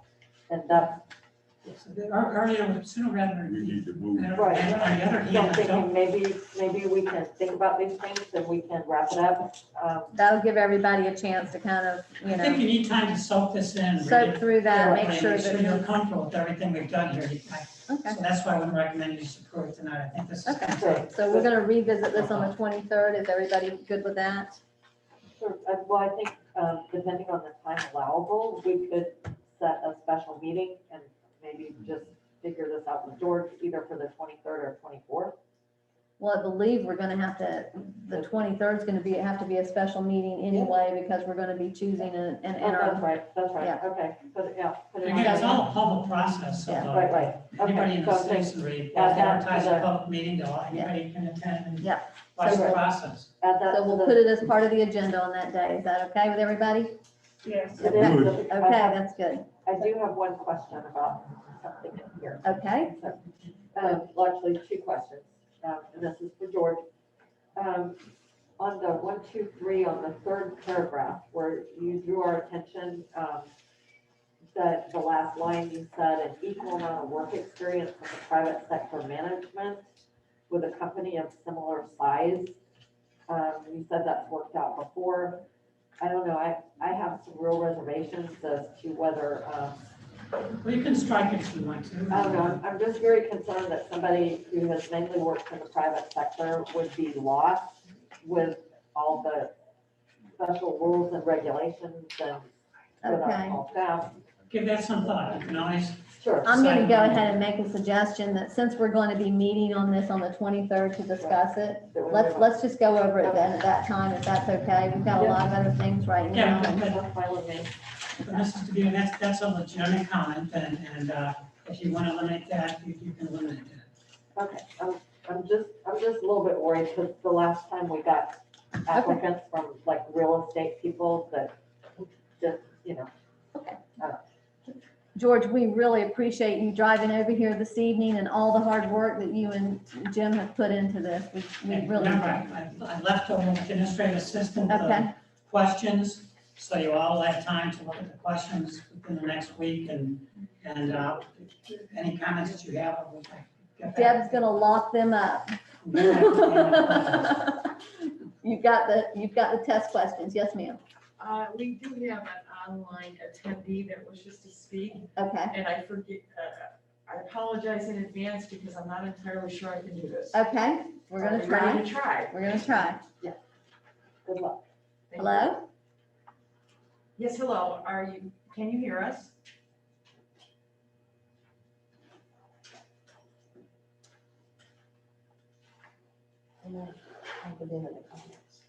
Hmm? You'll need to unmute.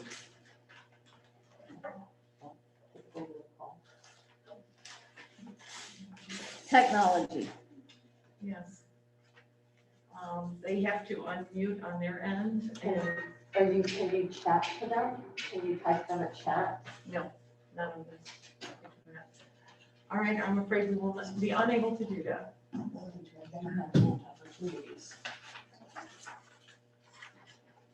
Okay, so they can't unmute.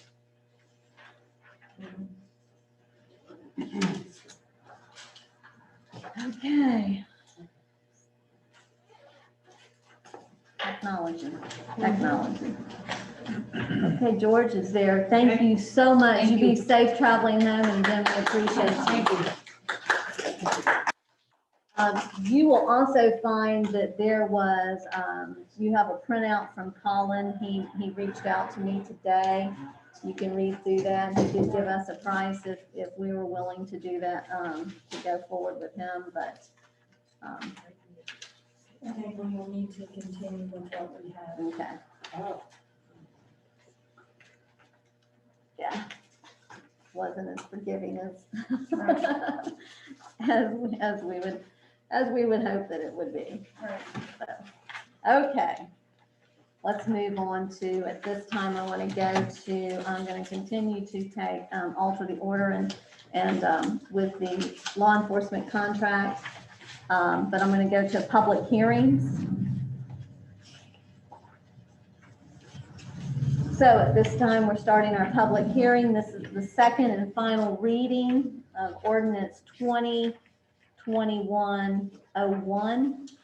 An ordinance of the city of Crescent City enacted by a minimum of 4/5, 4 of 5 commissioners of the city commission of the city of Crescent City as provided for in section 3.05 of the charter of the city of Crescent City, providing for the abolishment of the Crescent City Police Department, providing for severability, providing for conflicts, and providing for an effective date. And with that, do we have, an ordinance? Do I have a motion? I so move. Okay. Do we have a second? We have a second. Do we have any discussion at this time?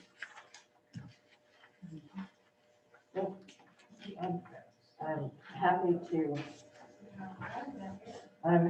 share my concerns about moving forward at this time. I don't think we're in the right posture with our process. We still do not know some of the costs that we will be required to meet. When the commission voted for the first time on the second reading, it was after that vote that the city manager told us that we would be required to hire a pension expert to dissolve the pension plan. Typically, my understanding that the pension attorney, they make a very high rate. In addition, we have no estimate of the cost of dissolving the pension plan. City staff was asked for that back in December. We have no idea what that cost is. We have not even have presented to us how many vested officers we have. As well, the city manager said, at the special meeting where it was read on second reading, that we also would have to, and this was the first time we've heard about it, we would have to hire a position of 20 hours a week, because it turns out, and we don't know what they are, or at least I don't, we would have to hire someone for 20 hours a week to fulfill the legal requirements for dismantling a police department. So those are costs that we have no idea what we are getting into. In addition to that, we are working on a contract. We made changes to the proposed contract at our last workshop 2 days ago. We have a draft copy, I think, or a revised copy that was on our desk tonight. But I think there are still substantial questions about that contract. We do not have a list or a value that I have seen, it might be here on the desk somewhere for tonight, of the property that we would be turning over to the sheriff. So I really think it's premature to take a final vote to abolish our police department before we know the cost of what we're getting into. And before we are absolutely positive that we have a contract that really suits our municipal needs. And as well, I have heard from citizens that they would prefer us to wait until we have our future city manager in place to oversee this process, because it is a process to convert to the sheriff's office, and it is not necessarily wise or appropriate to commence this process while we are in the middle of changing from one city manager to an interim. So those would be my recommendations, that we delay this vote until we get the required information. We are responsible for the fiscal health of the city. And I think before we vote on something like this, we need to know the financial implications. Okay, thank you very much. Do we have, does anybody else have any other comments? No. Okay. Do you have any, Commissioner Warren? I do know that Jay has been working and talking to an attorney that can help us with this. And Jay has the ability, he has the ability to hire outside counsel if needed. And I think what we should probably do at this time is possibly give him an allowance of that, the cost of disbanding that. We have also gotten a police chief that has offered gratis his services in helping us with that so that we could reduce those costs as well, working with an attorney, the attorney. So that will help out tremendously. We've got, for Jay, I think that we need to possibly look at, Jay, do you feel that if we were to give you an allowance of $10,000 with the understanding that you would keep us informed of that money and when we needed to, or if we needed to readjust that figure? Absolutely. let me explain, Okay. something there for the Okay. commission. In my contract, it provides that I can retain outside counsel for litigation or threatened litigation.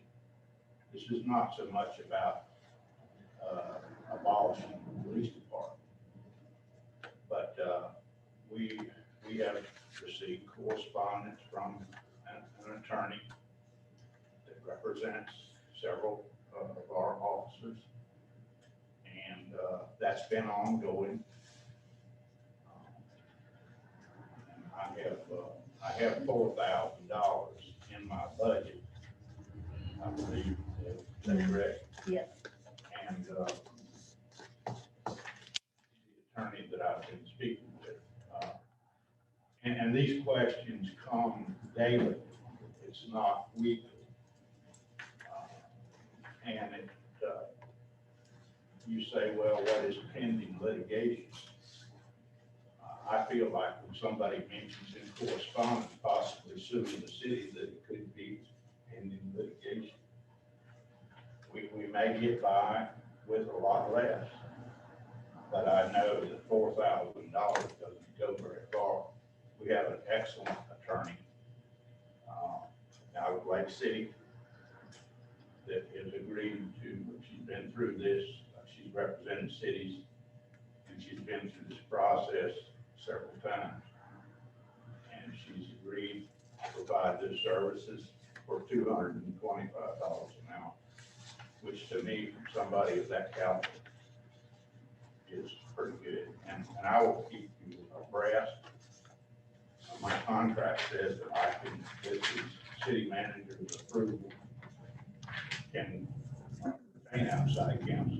I simply bring this before you in a transparent effort to keep you fully informed, not do anything behind you or the public, and really just ask for your blessing for agreement. As far as the, Debbie, if you, can you speak to the attorney for the pension, just for a moment in the conversations that you've had, that I know we do have a pension attorney that has come very highly recommended. With that pension attorney, they are expensive, but it's my understanding, Debbie, and please correct me if I'm wrong, that while we front those services, they're reimbursable through the pension. Is that correct? If the pension board agrees. If the to it. pension board agrees. Okay. Well, speaking of the pension board, okay. This is the problem that I see with this process.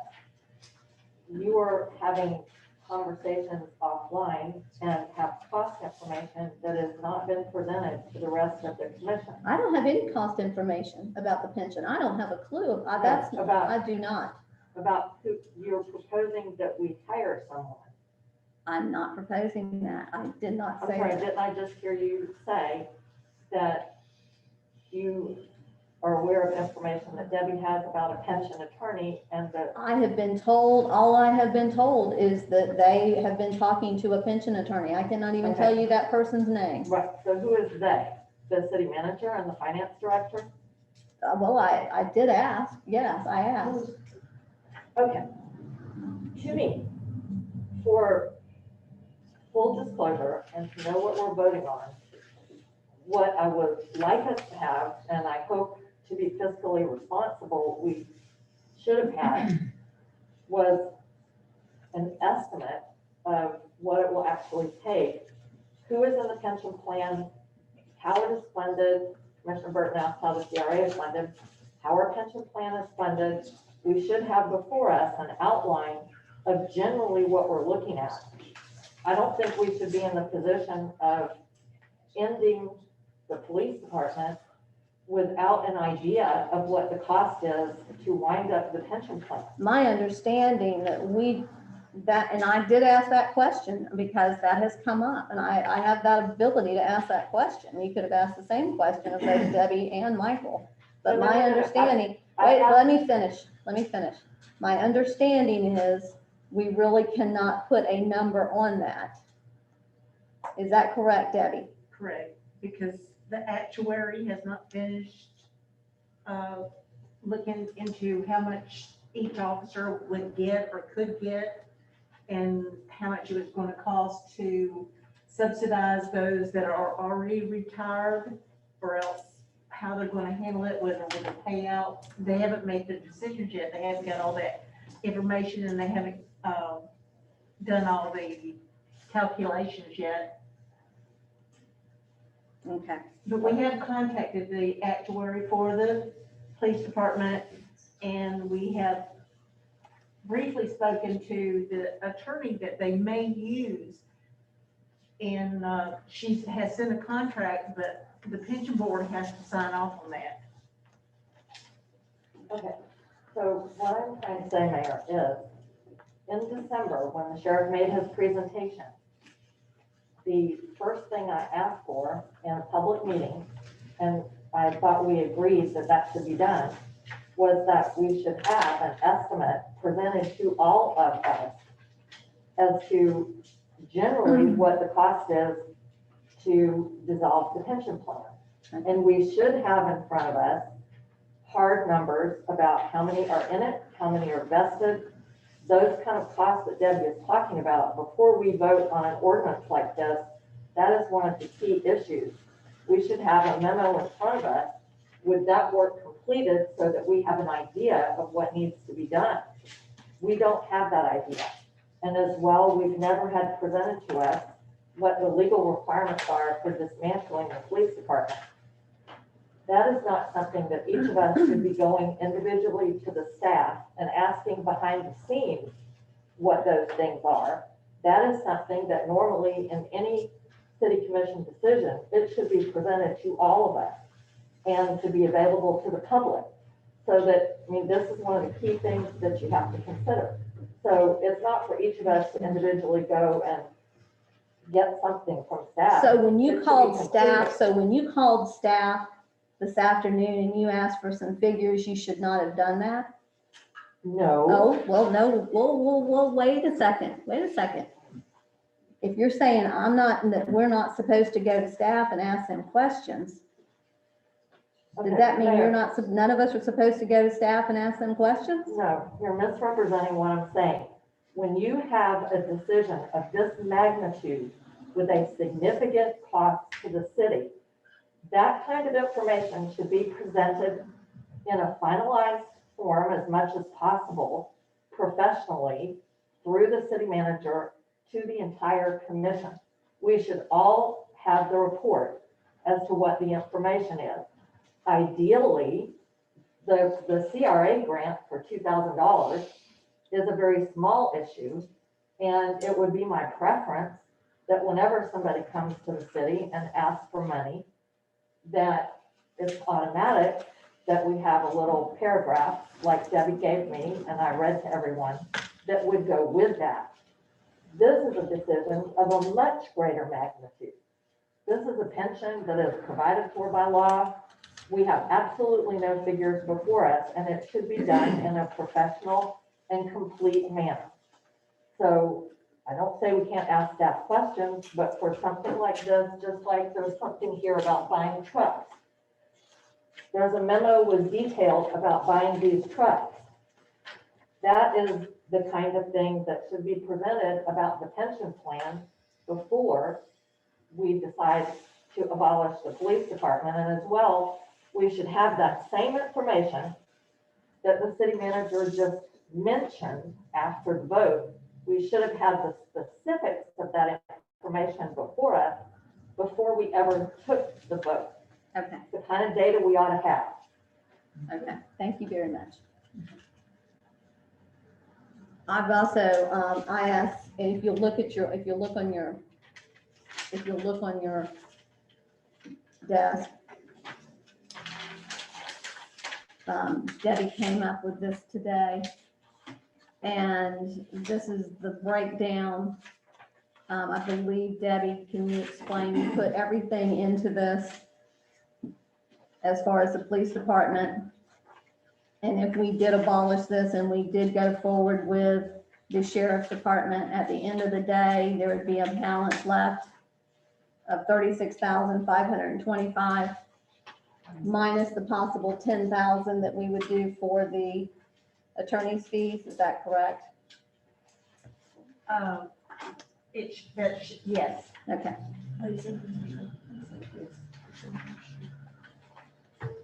Those were the ones I mentioned to you today earlier and said they would be on your desk, and you might want to. I don't see it. It's right here, Lisa. Here. All right, so what is this? The law enforcement, the budget. Okay, so you're saying this is what's left? What is this? Can I explain? Yes, Debbie, please explain, I yes. took the police department's budget, and then I went out and looked to see what we had actually spent for each line item so far. And then what the expected amount is what we would have to do if we did a payout. If we paid their Cobra payment for their insurance, and I included unemployment benefits and keeping the insurance on the cars, and so we got an expected total expense. Then the last column is your balance of what's left out of the budget. And then I took a quarterly, what the county's gonna charge us for 5 officers quarterly, and took 2 quarters out. And we should have around $36,000 left in the budget. At the end of the budget year. At the end of Yes, the at the budget end of year. September. Okay, at the end of September. And this is just an estimate, Right. And she also put in there, it looks like you put in there, so if they claim unemployment, so you allowed for unemployment in there as well, is that correct? Okay. And she also gave you, because as we go through this, we're gonna need to look at, and it's been discussed, severance. So Debbie also prepared, and if you'll look at, it's on your desk, some options that we have in looking at severance. Well,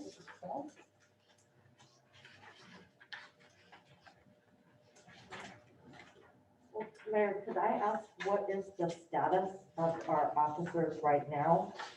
Are they receiving any tail healthcare benefits? Yeah, they're, right now, they're insured because we extended this vote out. We had to move the vote out. They're insured through the end of the month.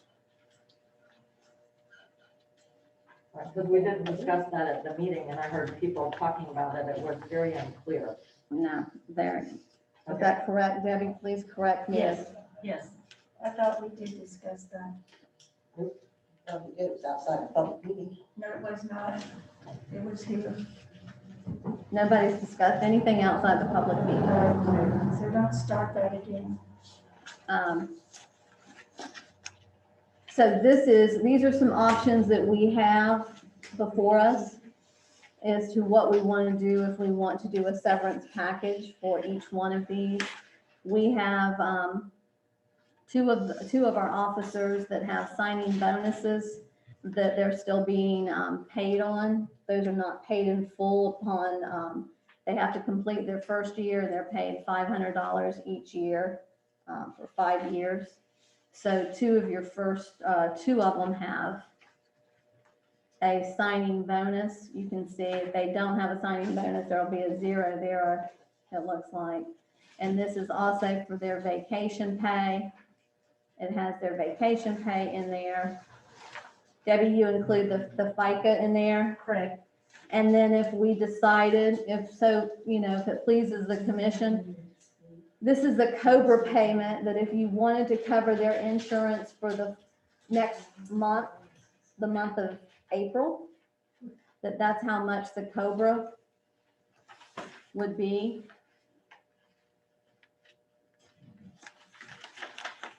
And so what she did is she broke this down week by week.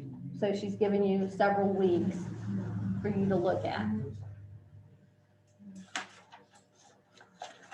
I just wanted to make sure, because I know that's also, something that everyone is wanting to discuss tonight. And Debbie, you included that in this, correct? Yes. Okay. Hang on, Mayor, she included the, okay, so if I am reading this correctly, and I'm not really sure how many, okay, there's a subtotal for each officer. So that subtotal includes how many weeks of pay, signing bonus, and 1 month of Cobra. I'm not clear on how many weeks of pay. Is that 4 weeks that we're proposing? No, it's 4 weeks that are available. It depends on what the commission wants to do. So she did it on a 4-week basis. Okay, that's what I'm saying. The Okay. subtotal over here would be, To the right-hand side, yes. would be 4 weeks plus Cobra, Yes. plus any signing bonus that was due. Okay, so then that comes out to, and I'm sorry, we don't have a copy of this for the public as far as I know. So that total is 26,686. And then the separate sheet with the yellow on it that has the total balance of budget at the end of September 30th of 36,000. Are you saying that the 26,000 severance / Cobra is already paid out before we arrive at the 36,000? Is that correct, Debbie? That's my Correct. understanding, yes. Okay, so that. So that still shows us, after we've done that, it still shows us with balance of 36,000, savings of $36,525.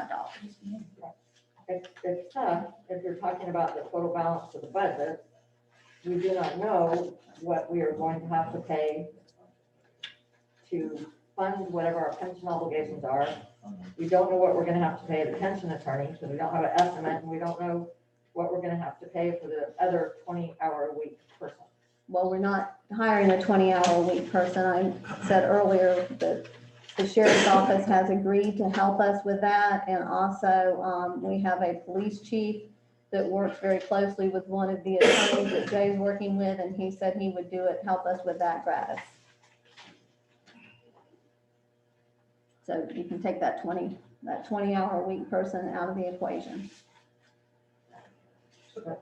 And to date, we have not involved the pension board or had the pension board meet or reviewed this whole issue.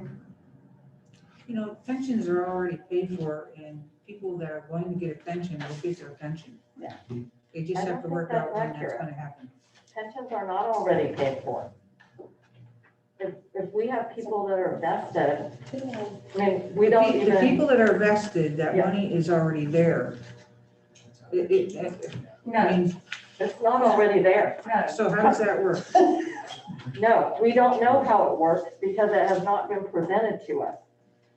That is not my understanding of how it works with the state of Florida and not how it works with city government. Well, that's because none of us are pension attorneys, and that's why the importance of having a pension attorney to do this. None of us want to get bogged down in this pension because that'll get us in a lot of trouble. But it I'm will not- happen, correct? Will, I mean, if you get the attorney involved, okay.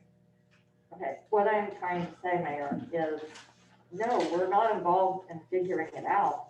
But before we take an action that puts us into a posture where we're obligated to meet our legal requirements for a pension fund, we should know what the ballpark estimate is, and we have not gotten that information.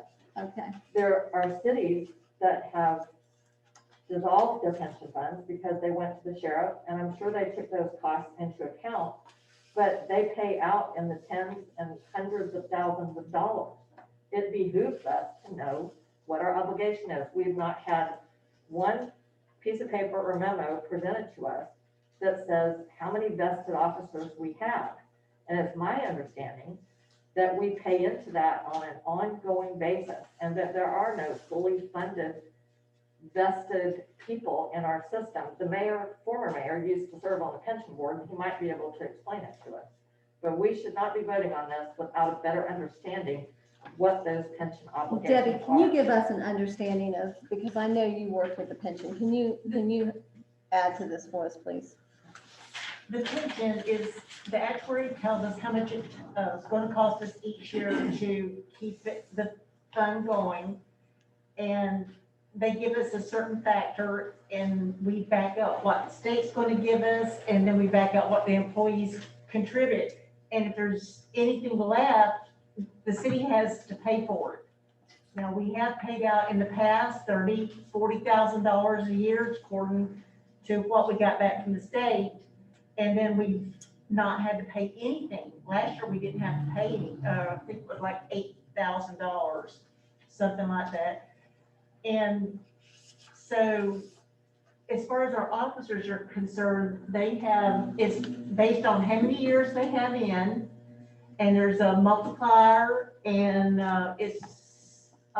and then they choose what they're going to get. Mhm. Right now, all of our officers are considered vested because of Florida statute. And we have 4 that's drawing their pension and 1 that's eligible to draw his pension in December. So they're trying to figure this out. The fund right now is in great shape. Whether there's enough money to cover all of these or whatever they're going to do, we don't know yet. But we're waiting for the actuary to finish up his calculations. Now here, we have a line item here that says pension police city share. Correct. And it's, you're saying it's budgeted this year for between 2010 and 2021, $30,000. Correct. Okay. We had to pay 2018 and 2019 because the police department and the council voted yes on it, changed their multiplier to, their from 5% to 6% is what they contribute. And also they're from 10 years vested to 8 years vested. Okay. So that changed everything. Yeah. And that made the city have to pay in more for that first 2 years. Okay. And we've done that. When we've done that, we did not have to pay in so far this year, or last year we didn't, except that little bit. And we may not have to pay any this year, even if we continue with the police department. Okay. Okay. Even if we do what? Even if we continue with the It's police become a department, we little may more not clear have to now. pay into the pension because we would get our state money and the employees are still contributing their 6%. Okay. So it is my general understanding, and I am not an expert, that the entire game changes when you no longer have active employees who are contributing. So that money has to come from somewhere. And as well, I don't know when we don't have active employees and the employees aren't contributing, whether the state will contribute anything to that, I don't know. But this is not the kind of discussion that we should be having at the 11th hour of the 11th day. We should have had a complete understanding of this before there was ever a first or second reading. Okay, thank you. Not appropriate. Okay, thank you.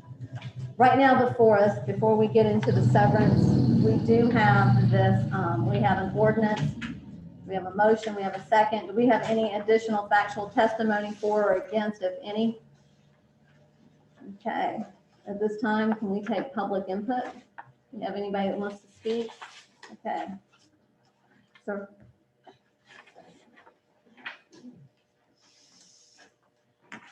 I sent you all documents last night. I just want to have a Perry Mason moment. And it concerns 166.031, the state statute of Florida. And the pertinent points are Article 1, the governing body of a municipality made by ordinance. I'm going to skip around here because they have long sentences that just go on and on and on. Made by ordinance, the governing body of a municipality shall place the proposed amendment contained in the ordinance or petition to a vote of the electors at the next general election held with the municipality or at a special election for such purpose. You look at Article 5, the municipality may by unanimous vote for the governing body abolish municipal departments provided for in the municipal charter and amend provisions or languages out of the charter which have been judicially construed. I looked up on some opinions that were put out by put to the Attorney General. This one from Mulberry City. And the city attorney, dear Mr., this is the attorney, a letter to the attorney from the Attorney General. Dear Mr. Caporetto, on behalf of the City Commission of the City of Mulberry, you ask substantially the following question. May the City Commission amend the city charter without a referendum to remove the requirement that the city manager reside within the city? And he said, in sum, the City Commission may amend the city charter adopted in 1977 to remove requirements that the city manager reside within the city only if such amendment is approved by referendum of the qualified electors of the municipality. The governing body of the municipality shall place the proposed amendment contained in the ordinance or petition to a vote of the electors at the next general election held within the municipality. A note above, as noted above, the charter for the city of Mulberry was adopted in 1977. Accordingly, I'm of the opinion that the Mulberry City Commission may not amend its charter to remove the requirement of the city manager reside within the city unless such a change is approved by the electors in a referendum. Okay. In another opinion, from Indian Rock Beach. Dear Mr. Kiefer, on behalf of the city of Indian Rock, you have requested my opinion on substantially the following question. May the city of Indian Rock Beach amend the city charter to abolish the charter offices of city clerk and the city treasurer by unanimous vote of the city commission pursuant to section 166.031, section 5. And further in here, he said, similarly, in Attorney General Opinion 7980, this office stated that the late Wales City Commission could not unilaterally amend the municipal charter, but could only propose an amendment that would be submitted to the municipal electors for their approval at the next as a referendum held for that purpose. More recently, in Attorney General Opinion 97-53, this office concluded that the City Commission could not delegate its canvassing board duties to a consolidated municipal canvassing board absent the existing charter provision authorizing such transfer of an amendment to the city charter approved in a referendum by the city's electors. Okay, I'll let you go way over your 2 minutes, I know, but let me ask if, Jay, can you address this, please? Certainly, I know it's all, we're all, certainly. Where Mr. Peterson has misread the opinions and the statute is, those opinions are saying that if you're going to amend your charter, you have to go through a referendum. We've done it before. 166.031 that Mr. Peterson refers to, the title of it is Charter Amendments. And then it tells you how you amend your charter, which we follow if we're going to amend our charter.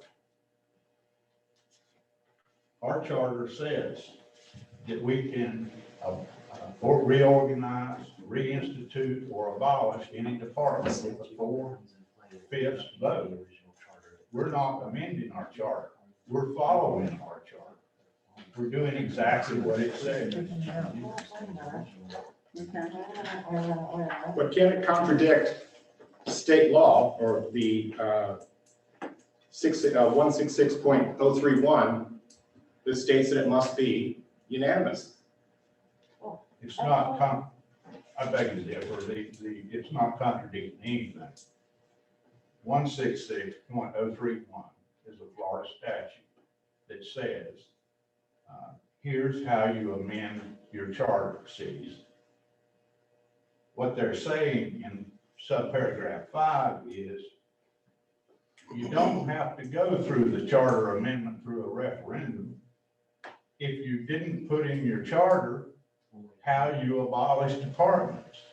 If you forgot and said there shall be a finance department, a public work department, etc., But you forgot to say how you abolished or reorganized.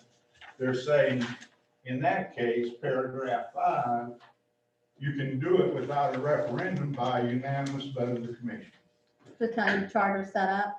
And I actually went through and looked up a lot of cities, small cities, some larger cities here in the state of Florida. And a lot of their votes were 4-1. Some of them were 3-2 when they did actually abolish their police department as it was written. Mayor Peterson, does that answer your? At the moment, if you could forward those findings you have, I would like to see those. You can look at them. I'll let you look at them. I mean, I just did this on my own. And it's just said that, you know, like Brooksville, theirs was a 4-1 vote in 2018. Bushnell, 4-1 vote in July of 2012. Waldo, 4-1 vote in 2014. You come over Mexico Beach, 4-1. Some of them had them listed. Some of them you couldn't get into the newspaper. Lake Worth was a 3-2. Oak Hill, that's in Volusia County, when they did that in 2011, theirs was a 3-2 when they went to Volusia County. So, I mean, you're welcome to look at my notes. It's going to be hard to read them, but. I'm sorry, did you count how many cities in Florida have done what we're trying to do? Oh, I've got pages of them, and this is just,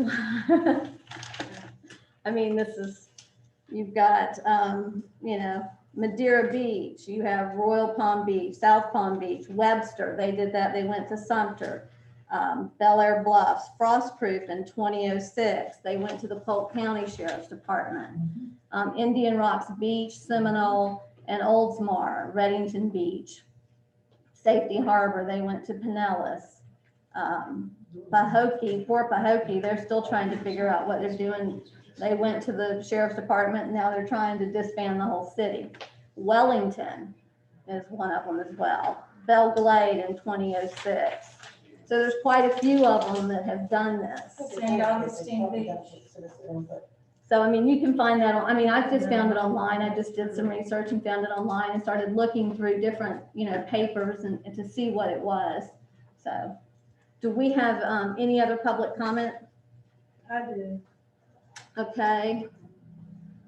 And then Ms. McCoy, I'll have you directly after her. Go ahead, no, go ahead, you go ahead. If you'll just state your name and your address. My name is Linda New Salem. I live at 2392 Highway 17 here in Crescent City. My concern is there's so much going on right now, and I don't feel that the public has had a chance to conceptually assume all this. Like, why were these police officers like that?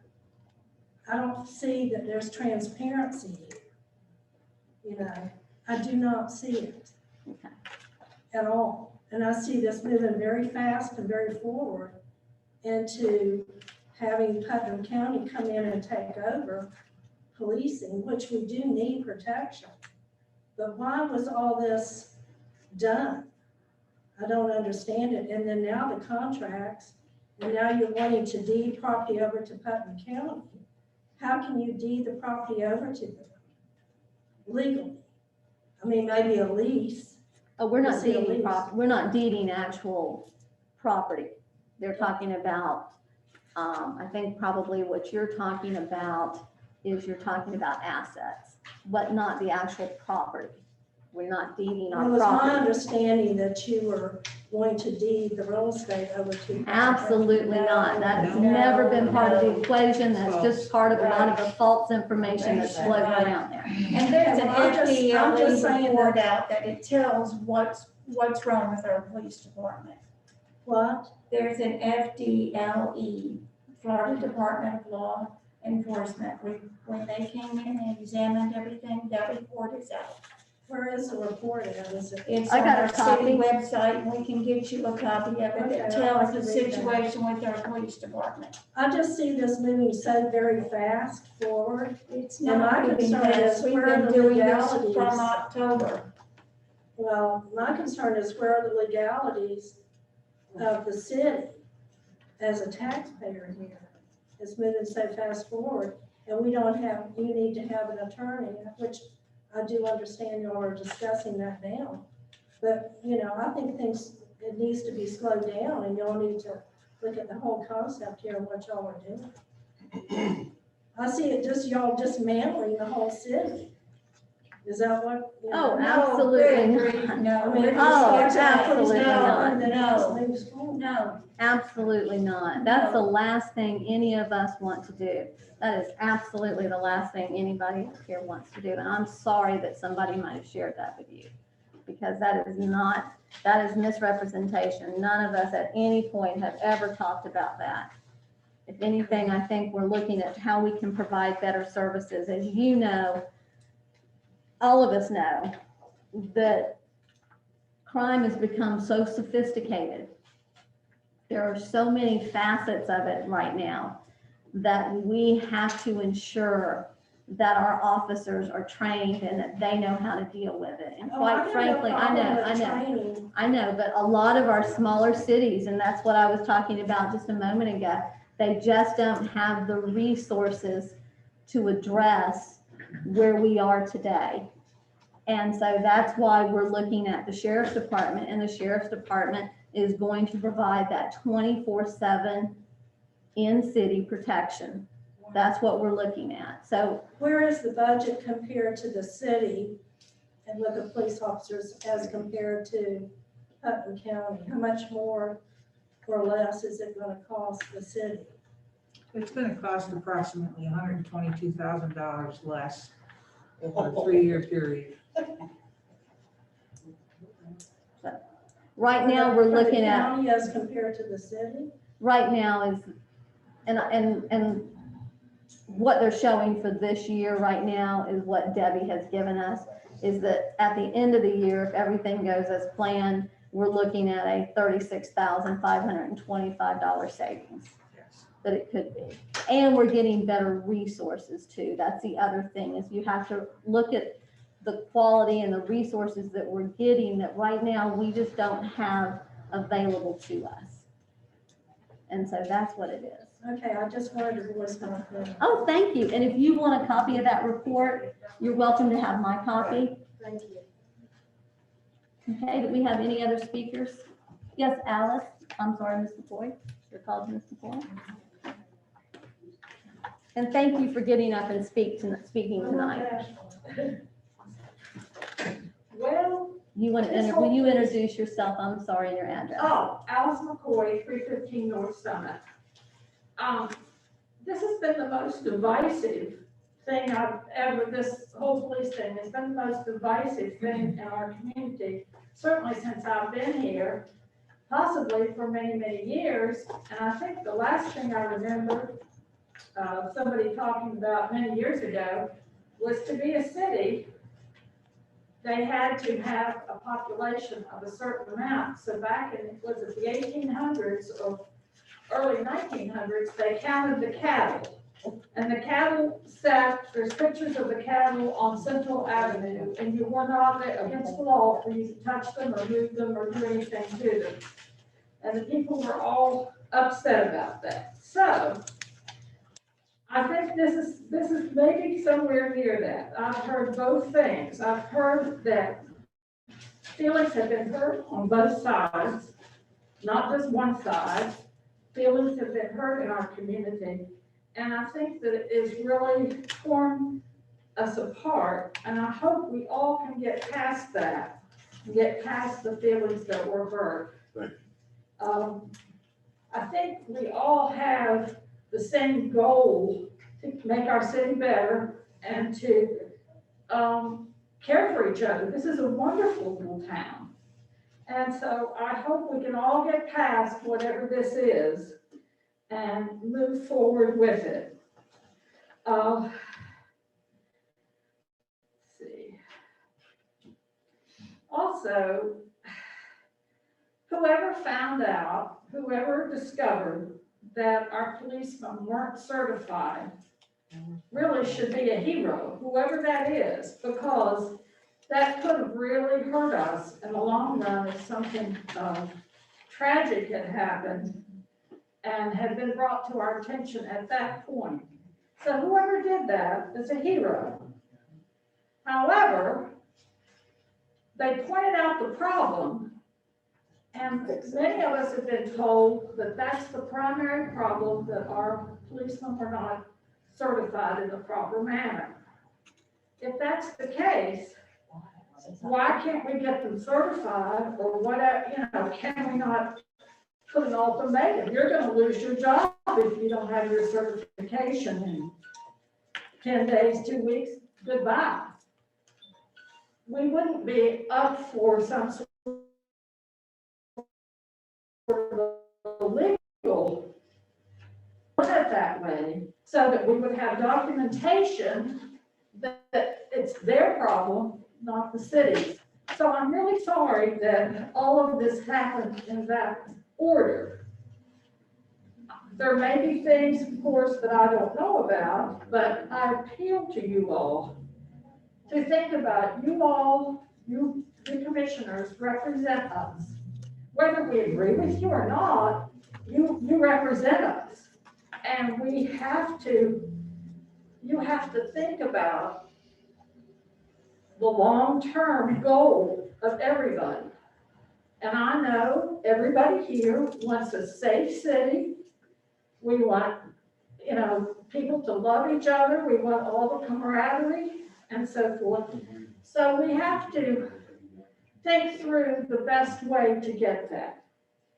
I also agree that maybe it's too fast. Maybe we need to slow down and make sure we dot our I's and cross our T's, because it will come back to haunt us if we don't. So I want you to consider, I'm not saying one side's wrong, one side's right. I'm just saying, please think about the long-term effect of this. Even Mayberry had their own police department.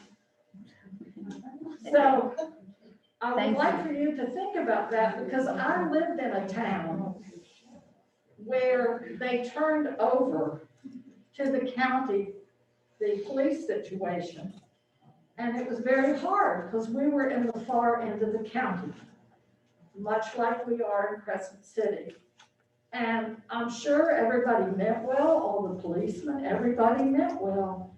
But when you're in the far end of the county, they can't get to you, whether they want to or not. They may not be able to service you.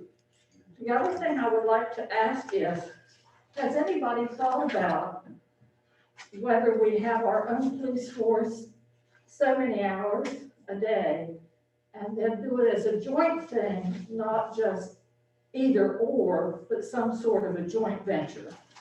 Thank you. Thank you, we appreciate that. Do we have any more public comments?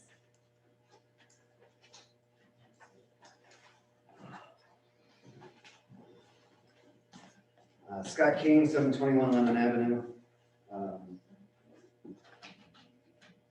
Ms. McCoy brings up a great point. I think the biggest mistake we made is we didn't stand up for ourselves. And I'm talking about you guys, not the folks that are pro keeping our police department. Lots of misinformation. We're not at the bottom of the county when it comes to our new agreement with the sheriff's department, because they're going to be right here in town. They're going to be right inside of our city limits. So all this crying about response time is just not true. They're going to be right here. Really all we're doing is changing blue shirts for green. It's just a different guys. That's really the only difference. I was all for keeping our police department. I think I was afraid.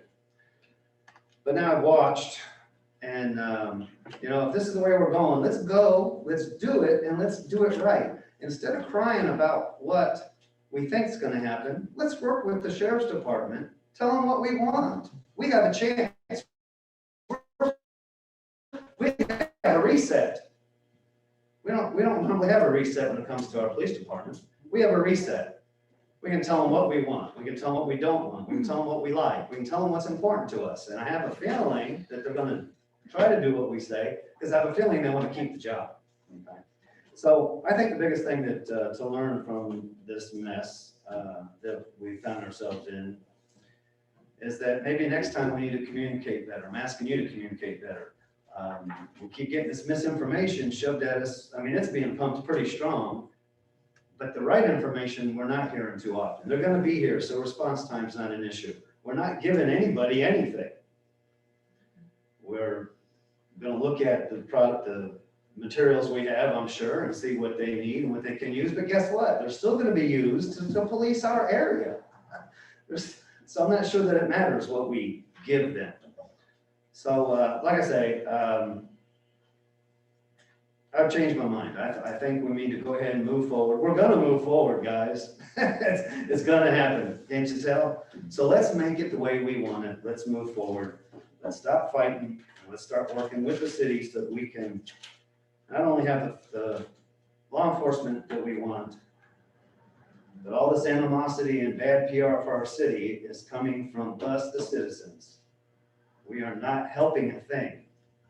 We're only hurting ourselves. So let's please start moving forward. Thank you. Thank you. Yeah. Commissioner Banks? Thank you, Ms. Alice. Thank you, Mr. King, and thank you. What was the first lady who came up? What's your first name, darling? Linda. Linda. Thank y'all for being so thoughtful, information, giving us information. You know, and I keep on saying this repeatedly, because I'm the oldest one up here. I ain't no senator, but I'm the oldest one in the city up here. And bad vibes is getting out in our community, and it's not good. It's time to cut that out. We got a city to run. So I think the community ought to get behind us instead of trying to go behind our back and download all kind of information, send it all kind of things on Facebook or that other kind of book, and get things stirred up in the community, get letters. I got all kind of bad letters, but that's all right. I got some road shows. And it don't make me know what kind of writing that I get. But this is our city. How we plan to recruit somebody to come in and buy a home in our city with all this in the air? And when the mayor read all them other things off of those sheets about all them other cities with population greater than ours, turning theirs over, we not equipped for the modern time that's gonna come. We don't wanna leave our kids. I got grandkids here to Mayberry. We got to move with the time. Yes, Crescent City Police Department ain't never been up to par. Out of 36 years I've been here in this community and I've been sitting up here, Crescent City Police Department ain't never been up to par. First of all, you ain't got nobody who wanna come in, but somebody want, your high chief got 2 more years before he can totally retire. He's coming. That's right. You got officers, they ain't got nowhere to go. You're either a sergeant, and that's it. Yeah. And one thing else I want to say, the sheriff's office, now he said this more than once, and I just believe it. He said he would get our officers the first choice, but they got to come up to par. Now I see head shaking, but that's what he said. And so it's in our contract too. He built that into the contract too, that if our officers, if they were qualified, if they met the qualifications, that they would definitely get the first opportunity for hire. And I think he's reaching out to, he's even going to put something on the car, let the citizens of this town know that that's for Crescent City. Now, what else can we ask the sheriff's office to do? He already given us, but I know he's the chief officer of the county. But when you had to pay overtime for somebody, for an officer to come out, to a total of $30,000, and it's growing. So it's time for us to move. Commissioner Wright, Commissioner Wright. We've had a chronic problem with police chiefs. This is over and over and over. We're just exchanging a Crescent City police chief for the sheriff as our police chief.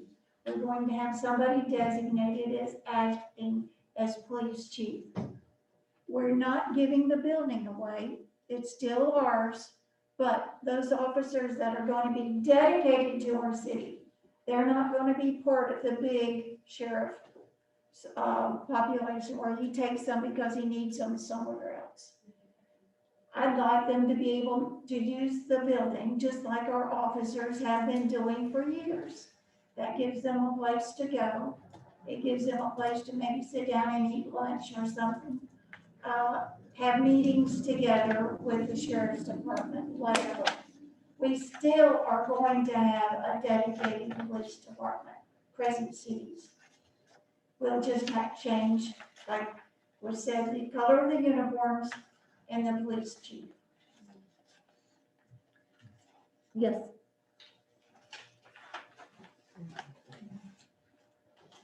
Diane Sykes, 304 Chestnut Street. I don't know how many of you were in this room in 2015 when, the last time when Joe Santa was mayor. And the proposal was, shall we hear the proposal from the sheriff's office? I was the first one to get up and speak. And I said, of course we should listen to the proposal by the sheriff's department, because it would be irresponsible to make a decision to get rid of our police department if we didn't listen to all of the information. At that time, the sheriff's proposal was coming in at 1/2 the cost of what our police department is. Now it's pretty much equal. I don't know that I would have had a problem with this entire thing, since I was the one who wanted to hear the sheriff's proposal, and the room was filled with people who did not want to get rid of our police department. And Barbara Scholl, sitting up there on the commission, said, well, I guess we've got our answer. The citizens have spoken. And this time is what happened is the citizens have been ignored. You have not returned a single call or email. And I'm not talking mean emails. I haven't sent mean emails. I've sent informational emails.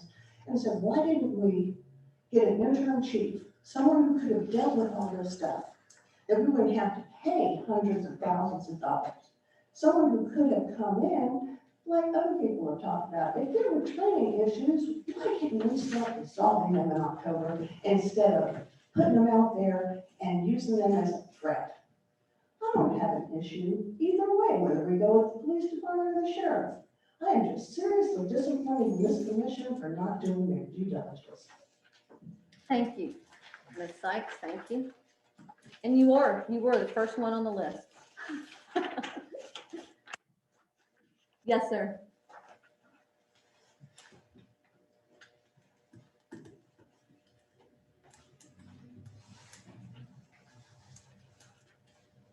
I'm Dr. Salem again. Yes, sir. At 2392 Highway 17. I was just wondering, how many, Putnam County is going to furnish police coverage here? Is that correct? Yes, sir. How many policemen are we going to have? Do we know that yet? Yes, sir, we do. How many we're going to have? There, do you want to speak to this, Colonel Wells? Sure. Yeah. So, Dr. Musalem, the current contract that we're still negotiating for is for 5 full-time deputy sheriffs to cover the city of Crescent City, which would, under most circumstances, provide 1 on duty, and then on some times of the day, and particular days of the week, up to 2 on duty, which is, but in our opinion, because of the deputies that are in the area to back them up, that is totally sufficient for the call volume here and for the city size. So 1 around the clock, and then during peak hours of the day, a second one. If things get busier or the population grows, then you in turn would have more officers. The contract includes a clause for the city commission to request additional or reduction in that staff. Depending on Giving what us happens. notice, sure. Thank you. Yes, sir. Thank you. Do we have any other comments? Mayor, if I may, while I'm, Yes. this is not a comment about necessarily pro or con the contract, just some thoughts. And I debated a lot and prayed on it, whether or not to make a comment, but this is more coming from me and not directly have anything specifically to do with the contract. But, you know, as I've thought about this over the last few days, a couple of things have just kind of been circling in my mind. You know, for more than 20 years, I've had the opportunity or the honor to serve the citizens as a deputy sheriff, and many of those years have been spent in leadership positions. And specifically in those leadership positions, they've been filled with very difficult times. Everything, you know, from working horrible death scenes to planning funerals for deputy sheriffs, searching for one of my own for 3 days who was lost in the river. You know, it's just been full of difficult times. But I have to tell you, that I think that this situation and these last few months involving Crescent City have been some of those most difficult times as part of that. You know, the sheriff's office, we're a family. We can call ourselves a PCSO family, and I'm convinced that I work for the most honorable man I have ever met. And to spend a lot of time over the last few months to see the integrity of the sheriff's office, and that means all of us as a family, and the integrity of the Honorable Sheriff Gator DeLoach called into question, and comments being made by such as hostile takeovers, sweet deals for Gator DeLoach, vague contracts. When that hostile takeover was absolutely the opposite. We were approached and asked to make this. Those sweet deals are quite the opposite. These are the facts. This is what deputy sheriffs cost. If the city of Crescent City would like for us to do this, we stand on the ready. If they do not, that is fine. Vague contracts. We presented the contract that we were asked to present by the city. And to insinuate that the contracts are vague and that there's hidden things in it by the Honorable Sheriff Gator DeLoach is ludicrous, irresponsible, and damaging to the PCSO family. Not, in all of those comments being made, not one of the individuals making them has made one telephone call to me or to the sheriff to ask for clarification. Not one public records request has been made on what it costs to employ a deputy sheriff, to replace their vehicles every 5 years, their computers, their tasers, rotate their ammunition, replace uniforms. Not one person has made any of that request other than the city council members have. So while it's been difficult, it's also been a refreshing opportunity to me, because what has come out of it is, on the other side, I just can't say how much I appreciate and how honored I am by the countless calls, emails, and even a beautiful card that was signed by 15 or 20 Crescent City residents that were sent to us, thanking the sheriff's office for their service in the interim down here and apologizing for the way that they feel that some of our deputies and some of our members have been treated. So in the end of the day, those are comments from Joe Wells. The sheriff didn't know I was making them. They had nothing specific other than just sometimes I feel like I have a feeling in my heart that I want to say it. So I want to tag on real quick, because I hadn't planned on this, on Mr. King. I appreciate your comments. I've had conversations with Mr. King. So is our district commander in the area, about what the opportunities could be. And I certainly appreciate the offers that he has made to sit on citizen advisory boards and to help smooth this transition. I do want to make just one addition to the statements he made about that he has a feeling that we'll do the right thing, and we absolutely will. But we're not going to do the right thing because we want to keep the job. We're going to do the right thing because we always do the right thing at the right time for the right reason, and that's what Gator DeLoach demands of us.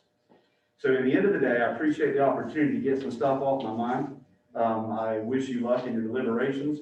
We stand by to assist you in any way you want to go, whether or not that's assuming your policing service on a full-time basis or helping you reestablish the Crescent City Police Department. We're here to do what the city desires and to do it the absolute best that we can. Like I say, we're ready to move if that's the decision you make. And I promise you that we will serve the citizens of the Crescent City with the same nationally recognized excellence that we serve the rest of this county, if that's a decision.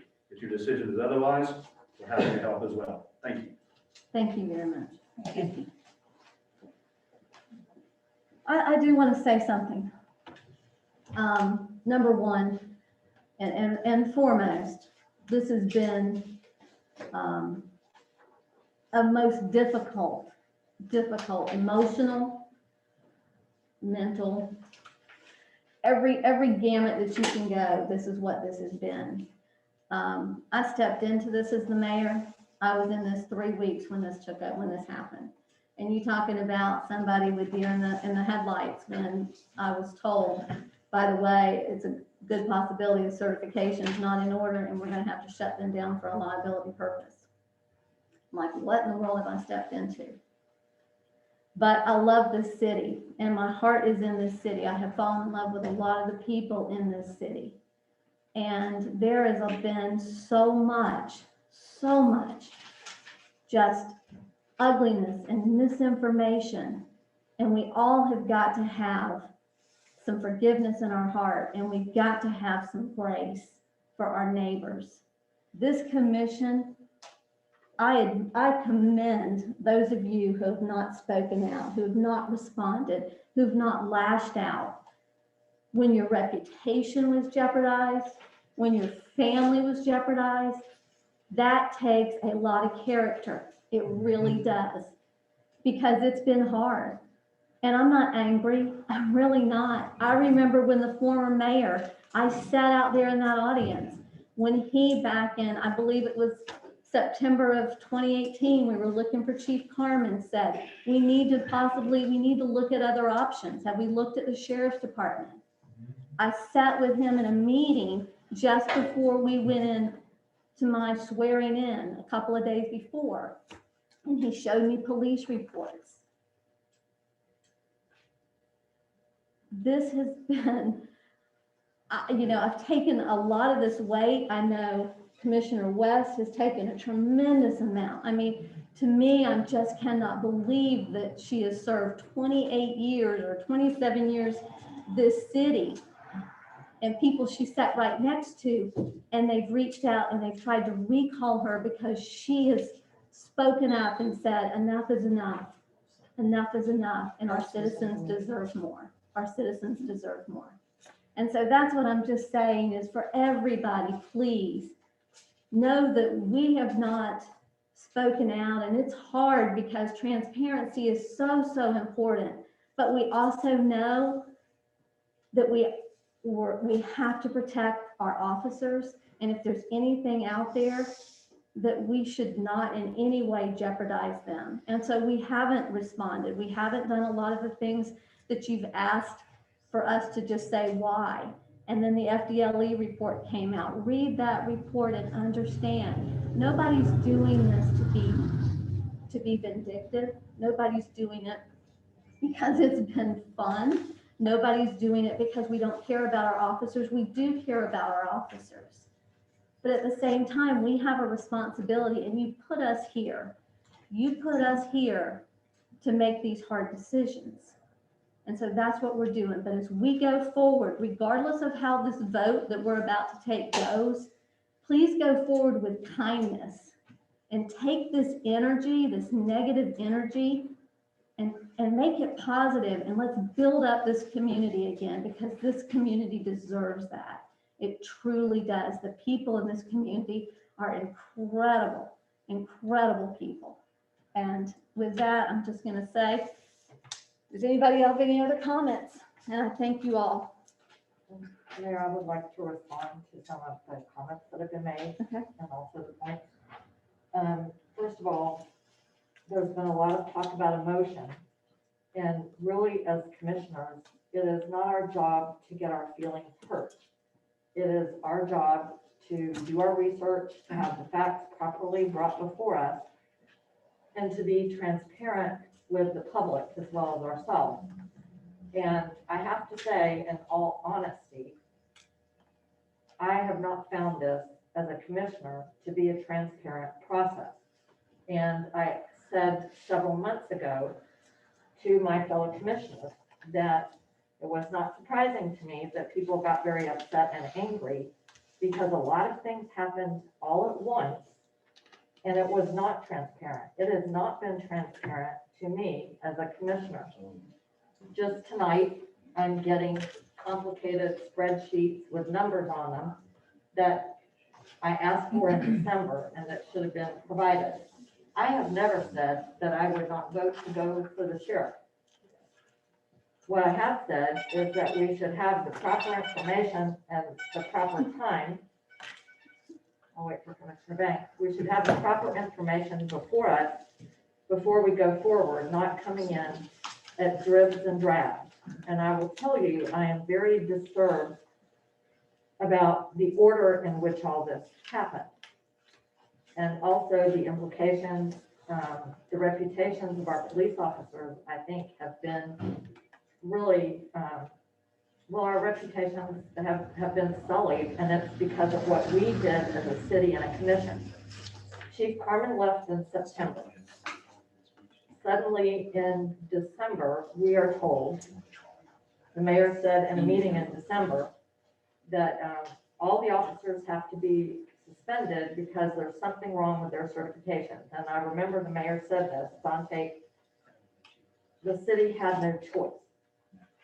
And then there's a reference to an FDLE report. And this has nothing to do with whether it's a good idea for us to go with the sheriff or not. But this is some bad publicity that we made for ourselves. This is what our administration did, and we allowed to happen. I always assumed an administration would be straightforward with me. So we were told there was no choice. We would suspend the officers. And then there's this FDLE report that came in January. Was it February? I don't even know. It took months. Way after it was announced. Right. This process was not transparent because the city manager told us that there was an ongoing investigation in December. He did not give us letters from the sheriff's department that gave the result of the audit to the city until January.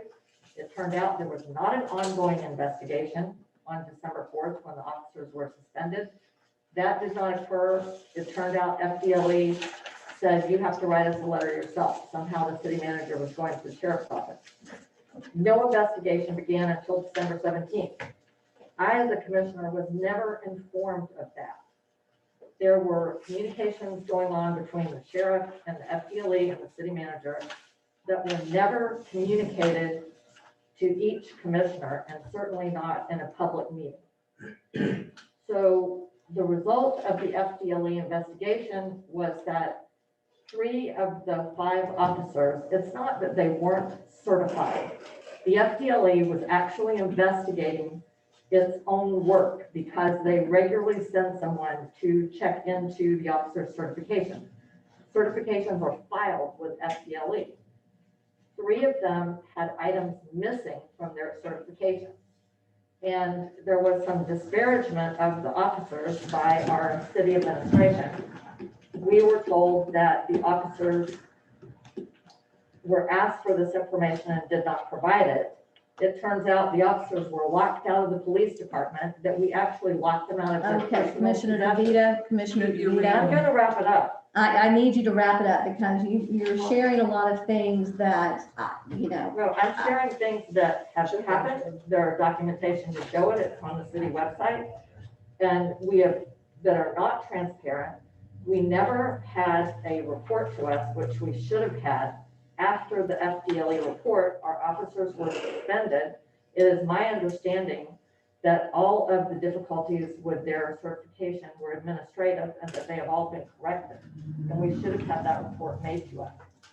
And it's my understanding that 2 of our officers are in fact in conversation with the sheriff about having a job. So some of the bad publicity was because of the way the city handled it. I've heard from people that our officers are corrupt. I've heard from people that the city is corrupt. I was accused by a contractor from the city of joining a subversive group called Save CCPD. I was told by a member of the public that they were told by someone in the city that this group was subversive and was going to hurt me if I met with them. So I just want to be clear that there is fault, I think, all around about bad publicity for the city. And I am very disturbed by it. And I think it is caused by an ongoing lack of transparency. When it comes to this process, I have always been interested since Mayor Santa had that proposal in knowing what it would do for us to go with the sheriff. Okay, so Okay, let hang me on, wrap this up for you, Lisa. okay, she's No, still, I don't need need you. anyone to wrap it up for me, but I think it's important that this be said. The mayor talked about transparency. I want the public to know that I found it lacking. Well, see, I didn't find it lacking. Okay, I'm saying what you can say when you get your turn, but I have She not has had the the floor right now, opportunity let her to say finish. this. I need you to wrap it up. In December, I was called to a meeting with the sheriff, which I was told would involve Mr. Asbury, and I was given the impression that it was a meeting about the police officers. It turned out it was an inquiry from the sheriff with the city manager there about would I be interested in a proposal from the sheriff. I had a conversation with the sheriff of General Wells, and it was my understanding that all the other commissioners met privately. We were never asked, did we want to hear that proposal in a city meeting? We should have been asked in a city meeting to all decide together, do we want to hear from the sheriff? From the get-go, we did not do this in the right way. The posture that we are in now is, we have done this piecemeal. I asked in December for a contract. I said, we need the pension information and we need to know all costs. We still don't have it. Okay. Until we have those, we should not be voting. And I will guarantee you that the other cities that went through this process, yes, we may have problems getting a police chief. Yes, we may need to go with the sheriff, but we do not need to do it in an expedited vote without proper reports with facts and figures, particularly about our pension fund, before us for all commissioners to consider. We should not have information provided only to the mayor and not to the other commissioners. It should all be before us at the same time. I can guarantee you these other cities. I'm gonna take offense because I ask questions. Nothing is given to me outside of what anybody else has the ability to ask. I ask a And question. Mayor, I have said before, the information that is provided on an issue of this magnitude needs to be provided in a report that's available to all commissioners and the public. I think you're really contradicting yourself. So No, I'm not it may be good contradicting. to go with the sheriff, Okay. but we All right, don't let's wrap have. it I up. need you information to wrap it up. And you understand more so than, you should understand more so than anybody as being a commissioner here, the importance of why we could not share a lot of the information. A lot of what? And we did not information? suspend our officers. Well, They were put administrative on, no, there's a difference. They were put on administrative leave, Right, okay? Let's make sure that we're clear. They were put on administrative leave with pay. but there was. Your Honor, we make it respectable. We are. Yes, we And I are. apologize, we We are, need but to I'm put just, We need to, Just, you in control, hit that bell.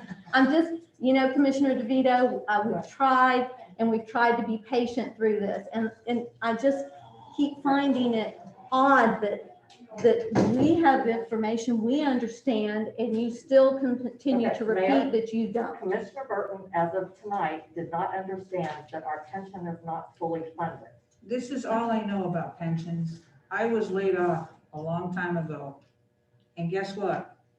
I didn't do anything, but they handed me my pension. Okay. but That's what I know about pensions. Okay, let's finish this up. This is. Yeah, let's this is finish a with that. complete And thank you, misunderstanding. Ms. Okay. Commissioner DeVito. Thank you.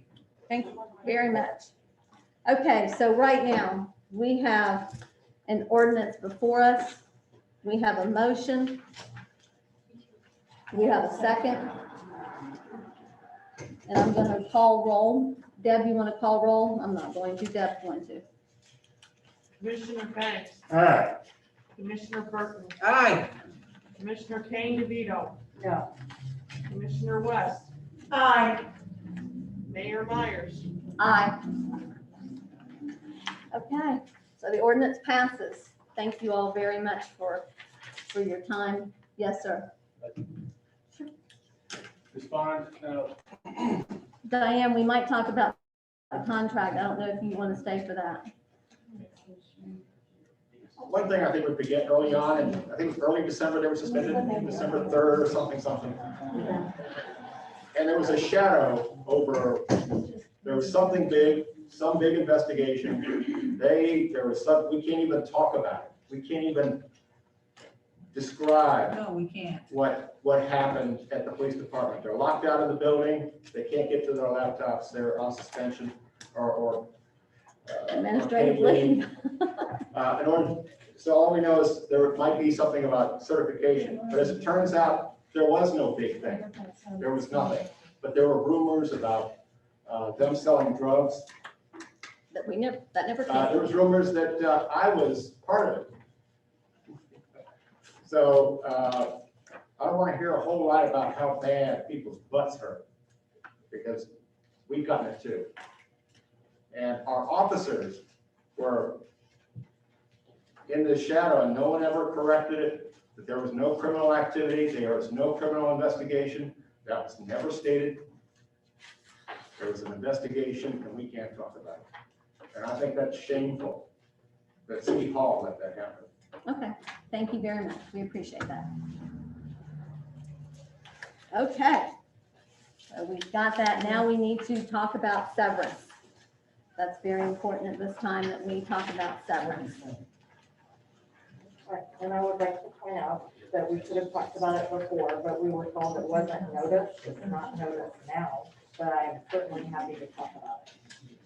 And I was told we did not have to notice it, that we could ask because, I know. That's so, what I but know. we can still talk about it. So we want to talk about severance and what we feel is we want to do for our officers. You've got several scenarios here. They will get, we have two of them that their signing bonus, Debbie did them as a prorated signing bonus based on where they are at this point in the year. She pulled out there for you, if you'll look, it looks like she's giving you the breakdown. If you gave them 1 week salary, 2 week salary, 3 week salary, 4 week salary.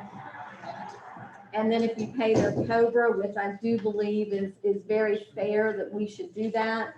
Typically, it's, it's gonna take, as they apply, that could be a 30 days. And so this will at least cover them through the end of April. And we all know that Cobra insurance is very expensive.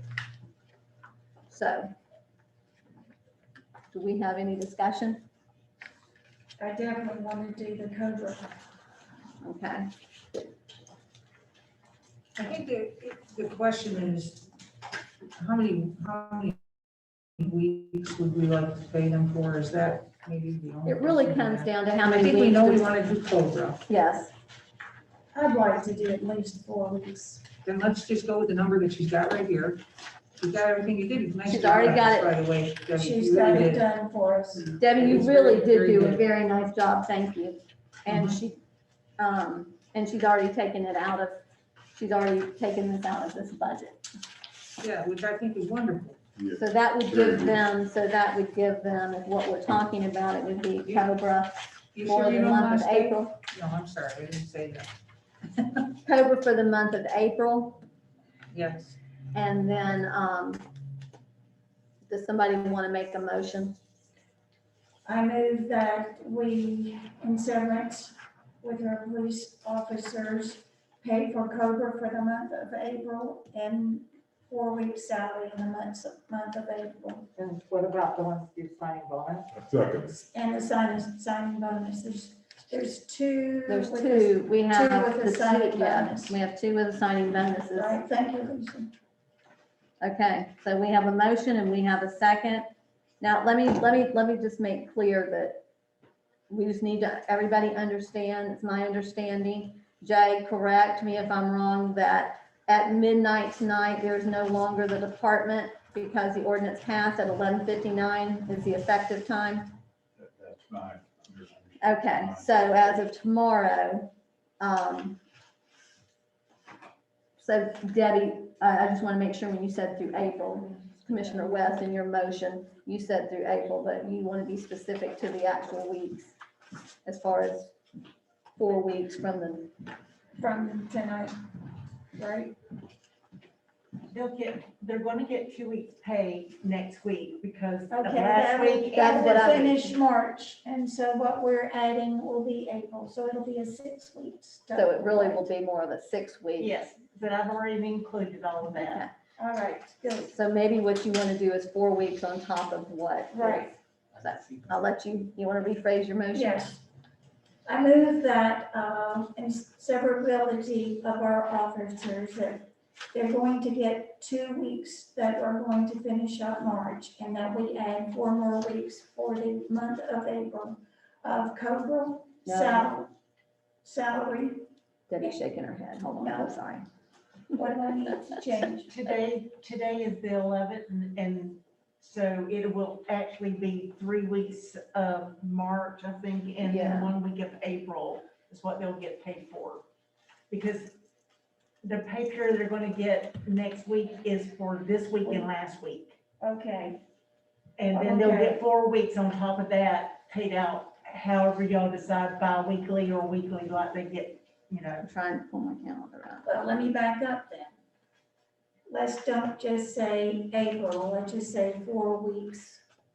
Well, Debbie's still gonna, 4 weeks after this, After this last pay period. correct. right, that's exactly, yeah, that's what okay. So really, so right now, they're paid through the 19th, so beginning the week of the 22nd. Could you say that, Debbie? Well, Mayor, I think it's more accurate to say after their last earned paycheck. Okay, that's good. After their last earned paycheck, paycheck. they would Okay. then receive 4 And more weeks of An pay. additional, okay, you wanna, I'm gonna let you say that. Okay, I'm gonna let Here you we say go. that. Here you go. I move that for our officers, after their last paid check or their Earned last paycheck. paycheck, earned paycheck, there we go. We add 4 more weeks of salary, Cobra, plus the 2 that have signing bonus due. Okay, we have a motion. We have a second. Do we have a second? We have a motion. PTO, are we paying them for their PTO? Yes, that's Yeah, that's yeah, they get that. all. Thank you. Yeah, that's included. We have a motion. We have a second. Okay, all in favor, say aye. Aye. All opposed, say nay. Okay, motion passes. Thank you very much. Okay, now, if I can find where all my papers are, we're going to, let's go ahead and take up the contract for discussion. Everyone should have in front of them the new contract. A couple of things, I believe Colonel Wells, can you speak to, He stepped out for a moment, madam. okay, I can address it until he comes back in if you have a question. okay. We've got the new contract in front of us. Does anybody Excuse have me any a questions? minute. Yes, ma'am. Can the officer back there that's been standing for 3 hours, can you please sit for a few minutes? I technically have no rank, but Did you give if you him a would like to water? sit down, deputy, go right ahead. Would you like a water? Thank you. Okay, I'm so sorry to interrupt. that's but okay. just No, driving me nuts. That's okay. Mayor. Yes, sir. I got- Yes, sir, absolutely, Mr. Asbury. Mr. Sharp from the sheriff's office has, according to my review, has made the changes that the commission requested the other night, specifically addressing Mr. Vito's concerns. And just so there's no more information floating around about us giving away property or doing things of that nature, the clause regarding the equipment and the property, firearm, vehicles, Mr. Sharp changed that so that the last sentence says the city reserves the authority and right to approve or deny any transfer of property under this clause, which means it's up to us whether we want to help them or whether we can work it out with the grant folks or you know, what we're gonna do. So there's no commitment there to give away anything. That's page 5, top paragraph, subsection E. And it's in red now. Yes, ma'am, I made all the additional changes in red. And The first round of changes are highlighted, the second round of changes are in red. Red. I believe, Debbie, you also gave Is there a list? Did everybody get an inventory list Yes. on their desk? Okay. When you look at the inventory list too, there's been a lot of rumors out there that we're giving them $300,000, $400,000 worth of inventory. When you look through this inventory list, some of it is very outdated, extremely outdated. So that's something that I guess that as we go through these, as we review all of our inventory, and the sheriff can say, you know, that's what could be used and I guess what could not be used, and anything that we feel that we could use here with the city, we can keep. Is that correct? Absolutely. This is not a sticking point for us, I can say that. If you want to keep all of the police equipment and dispose of it as you will, that's fine. You know, we only ask that you, if there is something salvageable, you feel that it would benefit the city, that you would turn it over to us to equip our officers. But that was never an intent, quid pro to take the equipment. Okay. Okay. I'm waiting on Colonel Wells, but I've got a couple. Are you referring to the substation? Yes, I'm referring to. You can go into that too, I'm aware of that. Okay, so if you want to go, Colonel Wells just before the meeting started, do you want to talk a little bit about that, Alex? I can, the information we received is the substation is not required by us. The school district in their restructuring plan, I'm sure everybody's aware that they are closing some of the schools down. They very much want a police presence over, and I forgive me, I didn't grow up in the South End, I grew up in Placa. At our middle school, Yeah, there is an administrative building over there. They want the sheriff's office to take over and make as a substation. So there is a plan B if the substation here is not palatable to everybody. We would we have another option to provide the city with a substation. Okay, and then the county and everything maintains all that. That is correct. That is no cost to the city. You keep your building and you can repurpose it for whatever purposes you have. And there's no rumor of the city deeding over property to the sheriff, which the sheriff doesn't own any property anyways. That's against statute. So. Yes, and that's something that, you know, I know that this building, I think they're kind of busting at the seams here in this building, so maybe that's some possibility that we could then use that building for some of our departments. So that would be, but it's in the contract, so we'd have to remove that, of course. I could do that with a pen. With a pen, okay. Do we have, yes, sir? Yes. There's some property that, of course, the city wouldn't have any use for. There's like 10 Glock 40 calibers, 10 shotguns, and I don't think, I mean, you guys will take them, but you guys really don't use 40 caliber, and maybe not even shotguns, so you guys will sell it. If you sell it, instead of, the city wouldn't get the profit from that, you guys wouldn't get the use of it. That's not how it works, sir. If you want, I'll address this question. I usually don't address questions to the audience. But if the firearms were given over to law enforcement, we have the ability to trade those weapons in up to newer weapons and weapons of caliber that meet our officers. Just as a point of clarification, the sheriff cannot make revenue as the sheriff of Putnam County. Any additional monies left over in our budget at the end of the year go into the general fund. We are not a profit business. We're not Whack and Hut. We're not security guards. They can't even make it off of their soda machine. That is correct. All my money has to go to charity on our Coca-Cola machine. On their Coca-Cola machine. 410. So that would take care of, I mean, as far as with that, because we do have some of these rifles. Now, we don't know the condition of these. We don't know anything about these. But we also have a lot of things in here too that some of our other departments could use.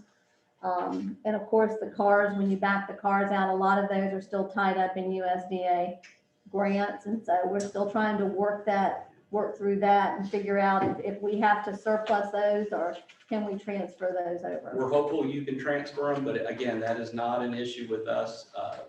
It's not going to derail this contract with you. Okay. Okay, so basically you're gonna take out on page 4, number 3, A, B, and C, that whole substation goes away. If that's the will of the commission, yes, ma'am. Well, how do we, Well, how do we do I that? mean, I think that's, and Colonel Wells, you're very comfortable with that? I'm sorry, I missed part of that. I couldn't miss the opportunity, coincident or not, Dr. Musalem delivered me in St. Augustine. Oh, okay. So I couldn't miss the opportunity to let you know how it turned out. Whether That's how it turned out. I have a question for Sure. Colonel Wells. Surely you don't remember that. I don't, but I knew that Musalem was unusual, and I heard him mention earlier St. Augustine. Of course, I was born and raised in St. Augustine, so I had to confirm that. And then I asked him, and I knew he said, doctor, he said, yeah, I delivered a lot of children, and I said, I'm pretty sure one of them was me. Back in 1974, but anyways, so that is correct. A question was posed to me earlier, and I'm sorry, I missed part of the conversation about, do we need, or are we attached to what is now currently known as the Crescent City Police Department, the building? So what we are attached to, and what we are absolutely committed to, is having a presence in Crescent City.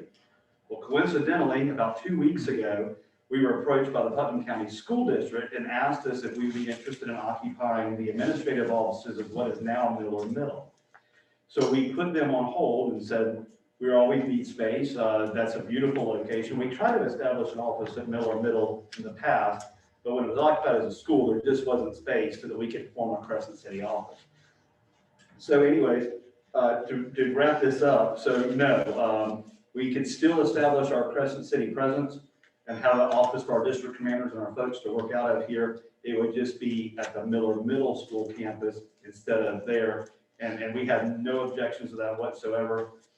Actually, to me, it's kind of maybe a good opportunity for the city to continue to use that building and for us to be good partners with the school district and keep an eye on that property and maintain that building for them as an office in the interim. So no problem with that whatsoever. Okay. So do we want to have that removed? I think we'll have that removed. Let's remove that. so. Everybody okay with that? Okay, do we have any other questions, Commissioner DeVito?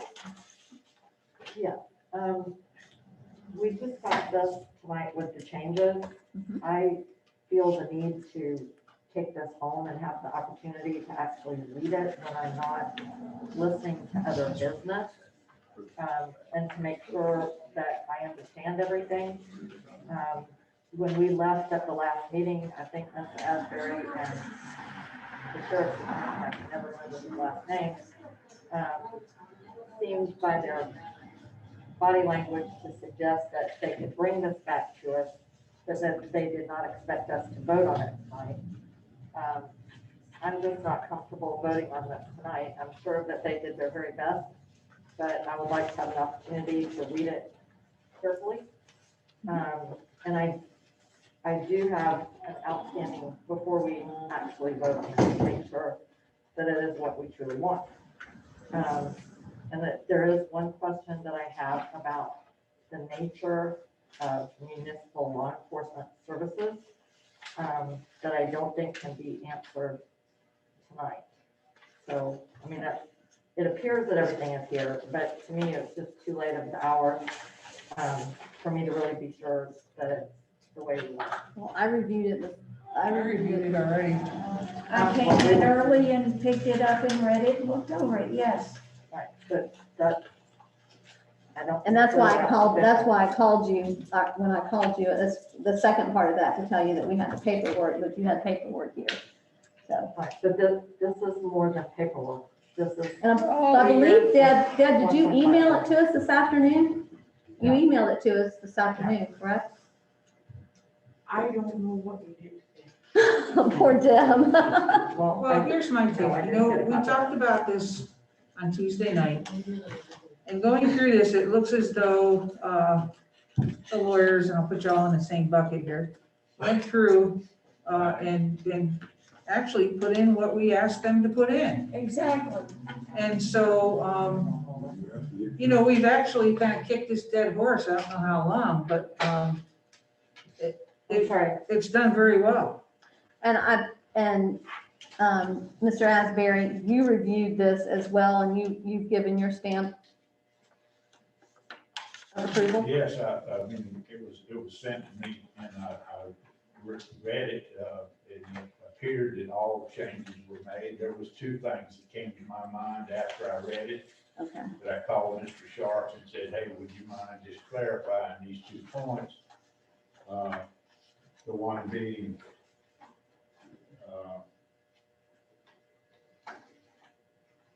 excuse me just a minute. One being on page 5-7, let's see, page 5 of 17E that we just went over to see could make up its own mind what they would like to transfer to the sheriff's department or not, which gave you all staff or the commission time to review the inventory and see what you think is. Okay. And also on page 317, I had the additional idea that it was mentioned the other night by Colonel Wells, that I believe it was Colonel Wells. I'm getting all confused with who said what now, but somebody from the sheriff's department indicated that for special events and events that benefited the city, that there would be no charge for the additional manpower for those events, for nonprofit and for benefits to the city. But there would be on private, for-profit events. And so on page 317 on L, Mr. Sharp was kind enough just to, as a second thought, add that first sentence at no additional cost. And then they talk about for nonprofit, so those were the only 2 extra items. And Well, the other one, there was some question about the animal control, and oh yeah, and I thought that was very, very good that they, the city agrees that the sheriff will not act in the capacity of code enforcement officers and or animal control.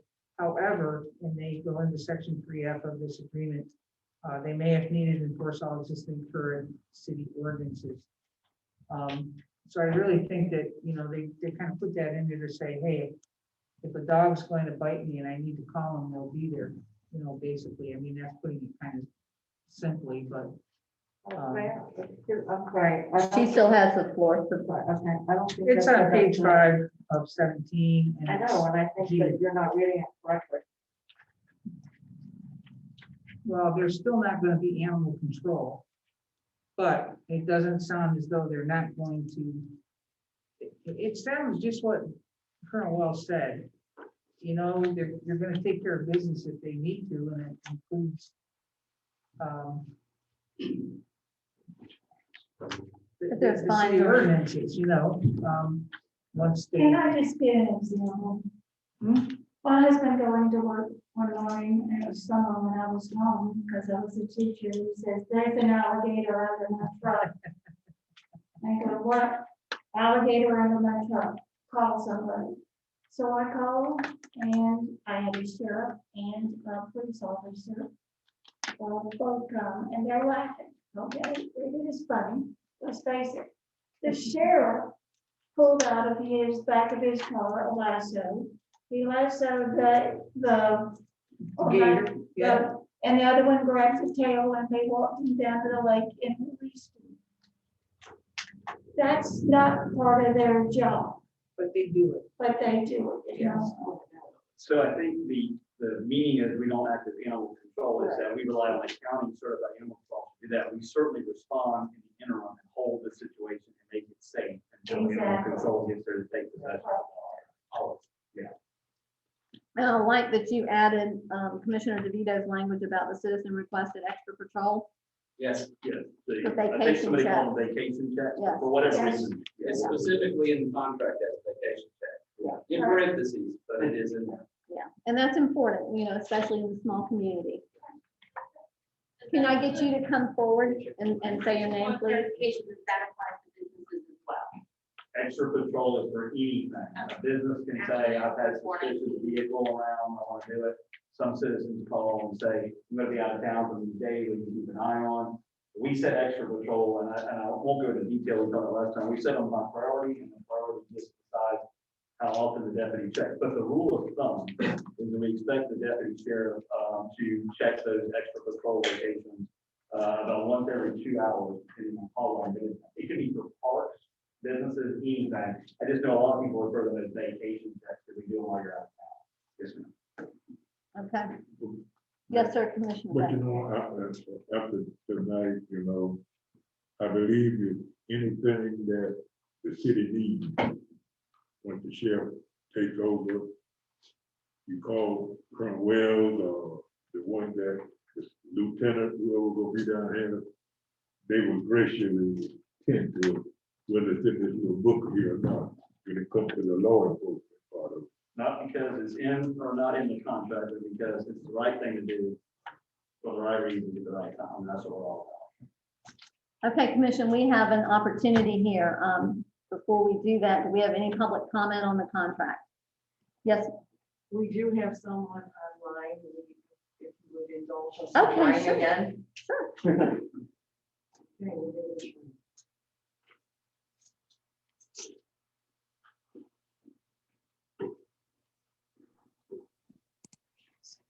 Are you there?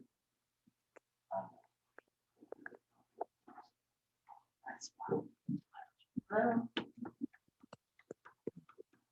Did you unmute? Your mic is open?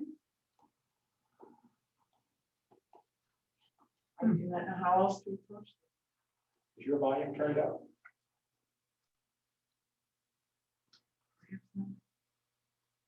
This could be the phone. Don't ask me, I barely can get them turned on.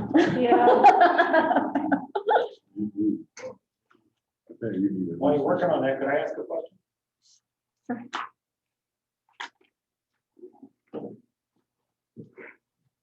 My understanding is like a 6-month transition period. I know that can probably vary some, but as you ramp up and how does the city pay to meet that? Per body as you add them, or it's full price?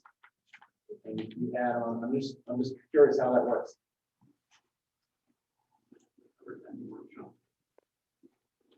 That is a good question. So there is no consideration in the contract for prorated based on that, because of the fact that the expenses start the minute that we.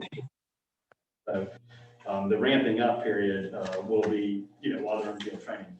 But in the interim, what we will do is just like we're doing now, while we're not under contract, is we'll continue to provide deputies to the city even if we have to pay them overtime to keep them down here until the trained deputies are here. I promise you'll stay covered during that time.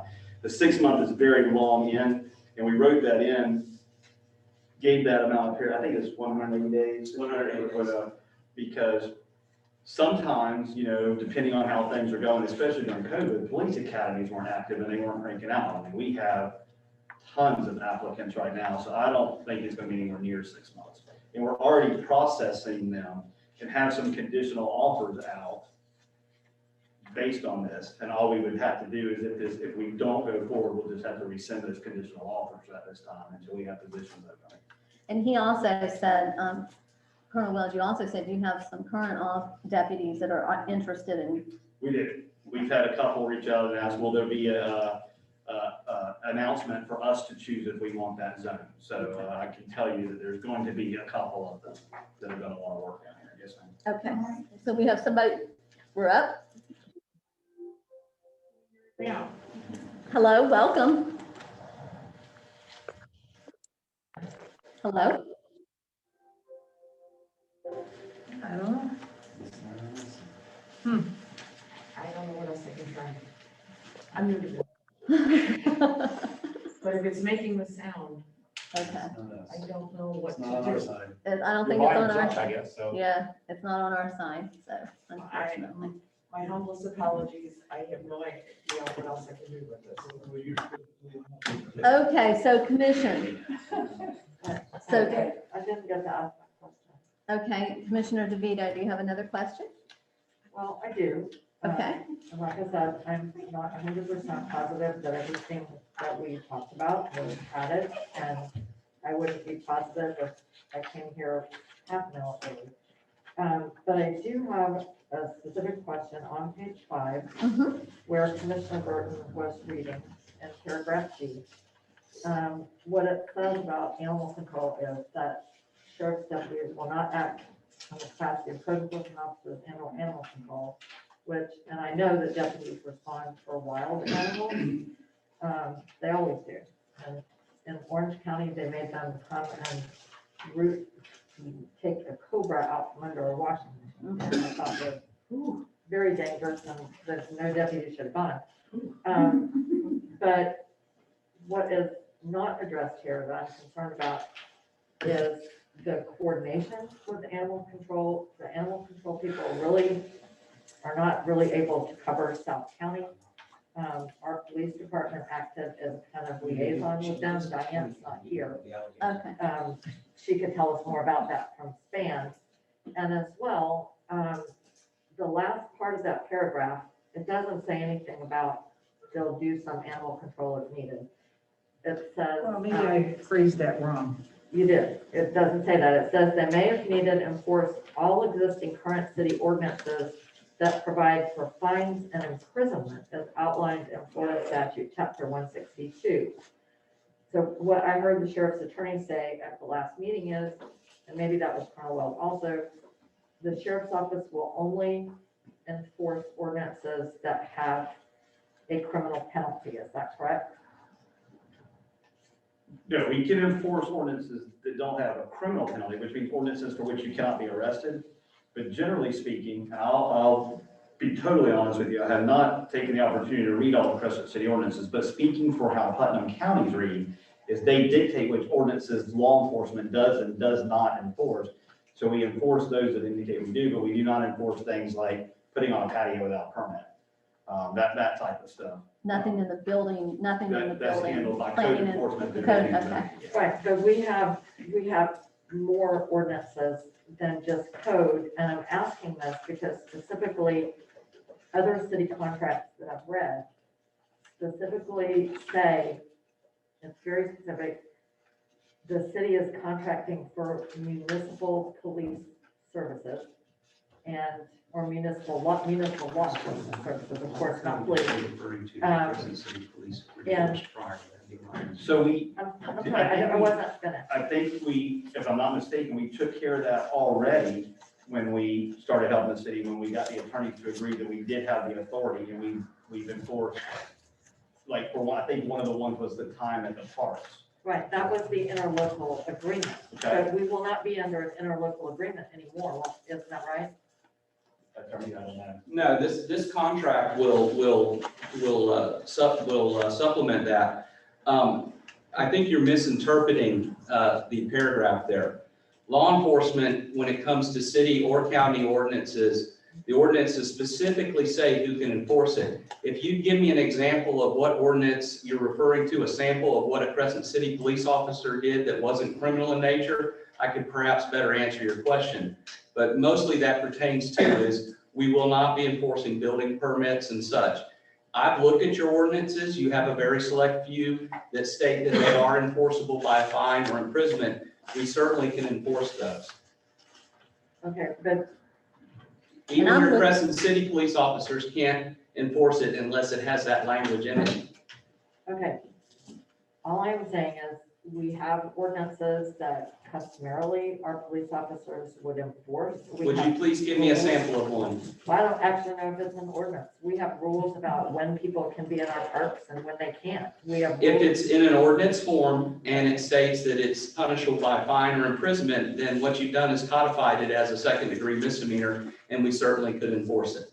Okay, so basically what you are saying now is that if people are not obeying our park rules and are destroying city property or whatever. Actually, destroying city property would be a crime, so you're actually asking two questions there.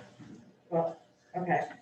What I want to make sure is that the public safety is protected so that we will not have people in our parks until all hours. We've had a huge problem with vandalism and you want to make sure that the rules are enforced, you do not wait and come back until after the vandalism has been done.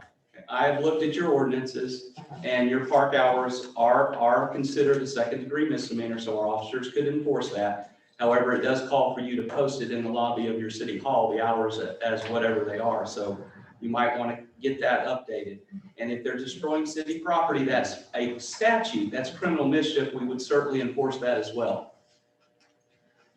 Is there a reason that another city sheriff contract would specifically say,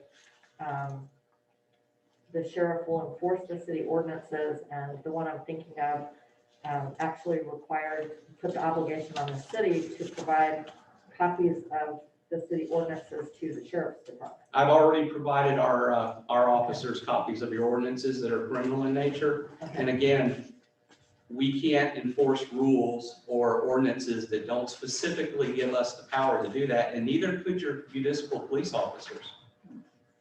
I think that the way I would address your question as well, just to follow up on that, is because it's a general law enforcement service and understood it's our responsibility. I mean, again, if you're comfortable with that in that language, fine. But what's next? I mean, do we need to add in here that if we respond to a heart attack, we'll do CPR? I mean, that's a general law enforcement service. I'm trying to understand this, Okay? and we haven't had a lot of discussion of this, and it's important because when we sign it, Okay. it's done. So Okay. we have a need to understand what the officers can and can't enforce. And we have quite a few things around the city that need to be addressed. If you would give me a sample of what you're referring to, Commissioner DeVito, I would have a better grasp of what you're trying to say. As it stands, we can enforce your ordinances if they've been codified with that language that I said according to statute 162. And that's every sheriff's office in every municipality in the state of Florida. They have to do that. If that's the will of the board and the attorneys want us to add that language, then we certainly will enforce those ordinances. And if we want to add that line in here, no objection. I'm very comfortable, and I don't know if the other I'm very commissioners are very comfortable with the comfortable with language. it. I understand the language. I'm comfortable. I've read through other of these, and we have two questions. Ms. Shepherd, you said you had one?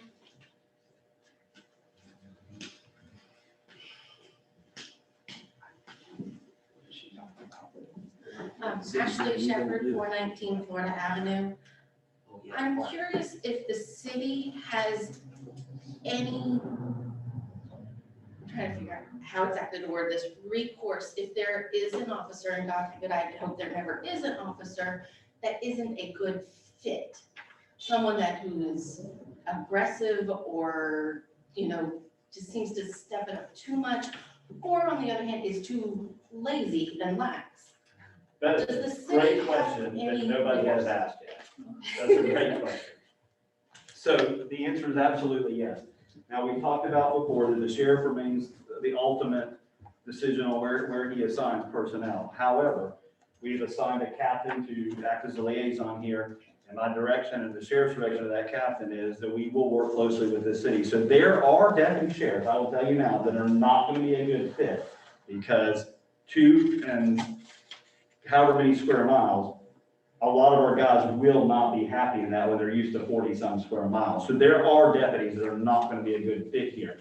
I don't think that deputies right out of the academy, that they're going to be a great fit down here. So yes, I think that our obligation is, when we do the right thing, is that if there's a problem with the deputy in the city, where they're not necessarily doing misconduct or violating our policies, but just not a great fit here, that we certainly can work to do that. And I think there's some wording in here that says we work with the city about the placement of officers, but we agree.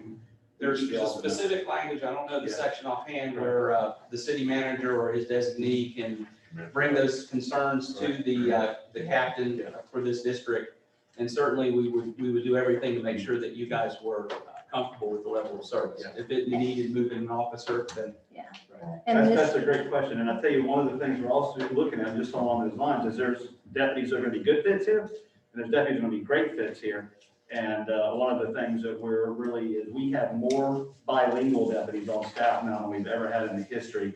And we're certainly going to encourage the bilingual deputies to consider this position now. And Ms. Shepherd, let me just share this with you too. It says on here that the PCSO shall at all times maintain control over said personnel and their activities. However, PCSO or its designee and the city shall, upon request of either party, communicate and collaborate to address complaints, concerns, and or other requests from the city commission, crime trends, and law enforcement services being provided to the businesses and residents of the city. So I think, does that give you? Okay, okay, good, thank you. Okay, did you have a question? Okay. Okay, so. Are we ready? Are we done with discussion at this time and ready to vote on this? Yes. Okay, do I have a motion to accept the sheriff's contract? I so move. Second. Wait a second, you have to. I'm sorry, may I interject, Commissioner? Yes, sir. I apologize, and forgive me, Jay. You'll need to also put in your motion the added changes that we did. Okay. You'll need to address those that we're removing, I think it's, You're gonna have to spell this out. Okay. You need to anyway. 3A, B, and C will be stricken. Oh, you're right. Thank you, you're right, Yes. thank you. Okay. Okay, And then something that then the finalized version will be, upon inspection, will be presented for the signatures. okay, okay.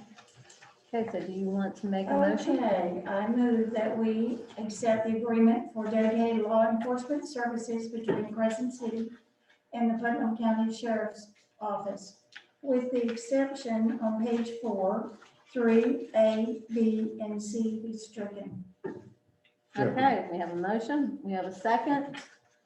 Okay, I would like Deb to please do a roll call. Commissioner West, Aye. Commissioner Burton, Aye. Commissioner Kane DeVito, No. Commissioner Banks, Aye. Mayor Myers. Aye. Okay, the contract is approved and accepted. And Mayor, I would like to say one thing. Yes, ma'am. A lot of the changes in here are ones that I suggested, and I appreciate that they were put in, but I have voted no, because I do not think it's appropriate for us to vote on a contract of this magnitude when we receive it immediately before the meeting. So I would vote for it. I had opportunity to have several days to review it, but I will not vote on any contract of this magnitude that is provided on short notice. Okay, thank you very much. Okay, gentlemen, thank you very much for your patience. I'm so sorry that we went this late. It's been a pleasure. Yes, Ms. Shepherd? Yeah, sure.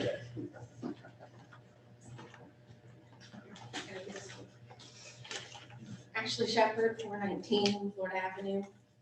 Can citizens make a proposal as a business and citizen? Can we arrange a meet and greet and a good faith event for the citizens to meet the new sheriffs and deputies? And I would like you to help us have that up, you and Scott King, I really do. That's a great There has idea. been a lot of negativity, a lot of good citizens who were in support of the police department have been called a lot of nasty names. I think it would do very well to help heal some of those. I think that we've gone about this very, very fast and rapidly, but I do think we need that. We need to come back together as a community, and that was my No, thank you for suggesting that, and I know that's been in part of the discussions too. Right, that's a great idea. Thank you, Ashley. It is. And I think what we want to do right off the bat, like the conversation I had with Mr. King, was before even the deputies are permanently assigned, is that our leadership team wants to host a meeting to hear the concerns of the citizens and go from there. And they were already working toward carrying on the tradition of the cops, kids, and kayaks. And so by that time, we may have some of the permanent deputies assigned, of course, deputies. So yes, I think that's a great idea, and we will. But stand by very quickly. I've actually even asked Scott to kind of take the lead and help me put together that citizen advisory or citizen meeting that we'll be announcing very soon in the event. And then I'll leave this topic alone, just in case you want me. I'm going to remain in case you need the monthly crime report. Oh, Stay if that's you need that. Okay. true, gotta do the monthly crime report, okay. In time when you want it. And Ms. Shepherd, that's something too, that if you would like to be involved in, we would very much appreciate that. Know that you know, with Mr. King, I know he's talked about being involved in that as well. So as far as, yeah. And they're gonna do that, and I'm excited because they've even talked about, I think their bicycles are being conditioned, so occasionally we will see the sheriffs out on bicycles. I think we have the opening of a new portion of the trail or something. We going do, on. and we're gonna do a Like grand that, opening so when we do, when we do a grand opening, so I'm excited about that as well, so thank you all, thank you everybody too for being so patient through this meeting. Okay, so with that, we're gonna go to, We don't have it on our agenda, but you can put it there. okay, what do you want me to put in? Do you want him to do the? Yeah, we will, we've got, something that this is something that we do need to talk about. We do, if you want to go ahead and do it, no, go ahead, and then that way, go ahead and let's do it that way. Thank you, Commissioner West, for suggesting that, and then we can let these gentlemen, they've had a long day. You know, this takes just a couple minutes unless you have any questions. This one. Yes. Right, so the previous 30 days, which runs, I think, about the 15th of, 30 days prior to today, the sheriff's office answered 142 calls for service inside the city of Crescent City. That's higher this month than usual, and I'll get into that a little bit because I actually studied that when I saw that it was higher. 92 of those calls, or 64.2%, were officer-initiated calls, and they included traffic stops, suspicious person contacts, building checks, in suspicious vehicles. So over the that period of time, there were 6 crimes. The first of which was a vandalism at 111 North Summit Street. There was a window broken into a vacant building. That case is unsolved at this point with no suspect information. The second crime, which was considered a crime but was born from a traffic stop where a deputy conducted a traffic stop at 1132 Huntington Road. The driver was subsequently arrested due to providing false information, revoked driver's license, and a warrant for his arrest.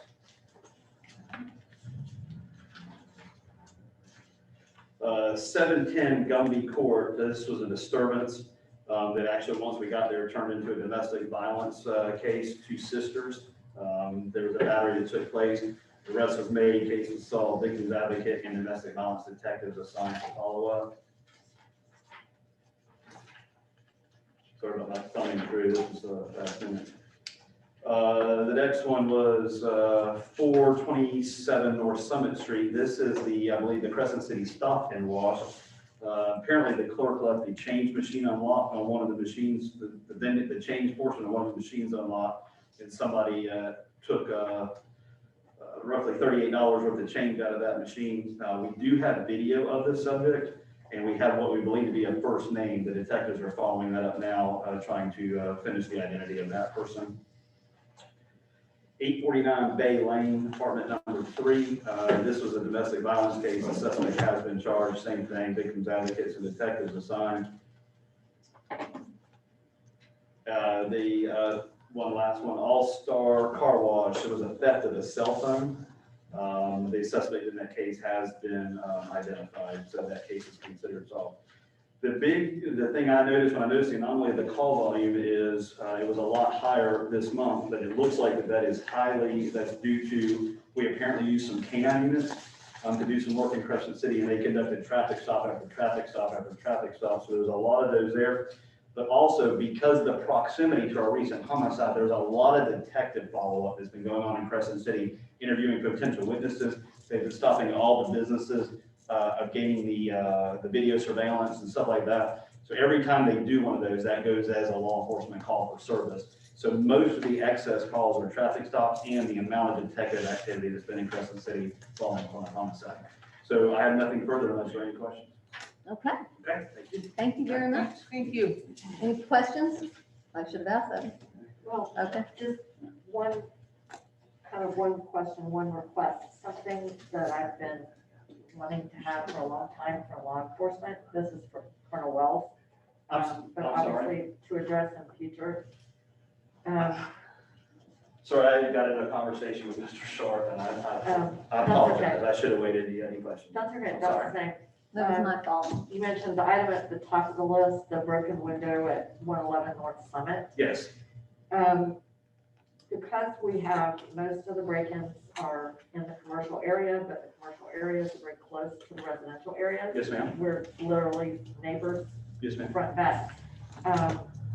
It has been my request for a long time that some kind of bulletin be made available on sooner rather than later basis when there's a break-in, so that, some people have said, well, the commissioner should know. My hope was that all the residents would know if there's an actual prowler or a break-in, that we could somehow have a bulletin system. I think that's a great idea. So the way we, and I'm not saying we're gonna handle this in Crescent City, and I'll explain the reason it's gonna be done two different ways. The way we handle that in the county is we do those bulletins when we develop a pattern. That's crimes that are similar in nature, within a period of time, 2 or more. But I don't think that's gonna work for Crescent City, because Crescent City will almost never develop a pattern because you don't have the condensed crime.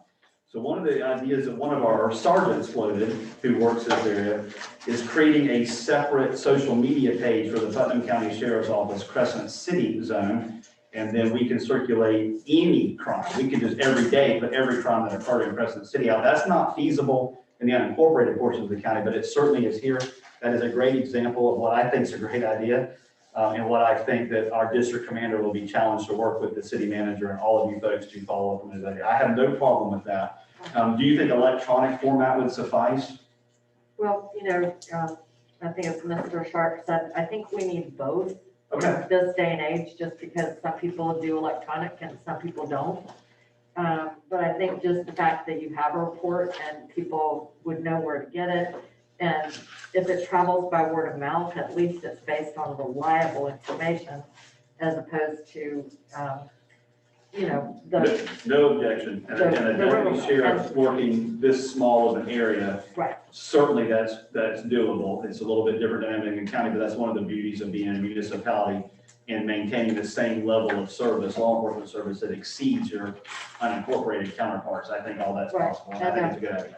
Details just to be worked out, but Yeah. that burglary, I'm sure, was within a rock's throw of residential areas, and of course, in some businesses like the laundromat, you got people working late. So I think that will really help. And I just want to clarify, you may have additional information that I don't have based on the summary report, but we can classify that as a vandalism because we couldn't show any entry was made. So we know that there was something thrown through the window, but there was no evidence by the deputy that entry was made. So it's a vandalism, but certainly still a concern, because what's a vandalism today can easily be a burglary tomorrow. Right, or, basically when you're attacking the integrity of a structure. I agree.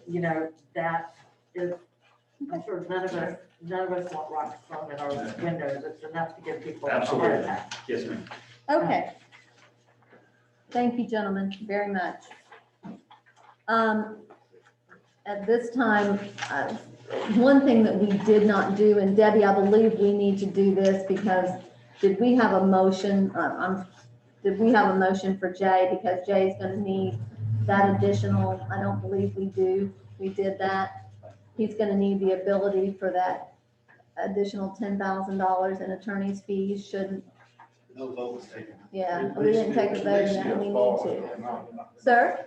I said at least the authority. The authority to spend that if need be. So we're gonna need a motion for that. What exactly, I do not understand what that is for. Is that for the windup of the pension plan, or is it for something else? No, it's separate and apart from that.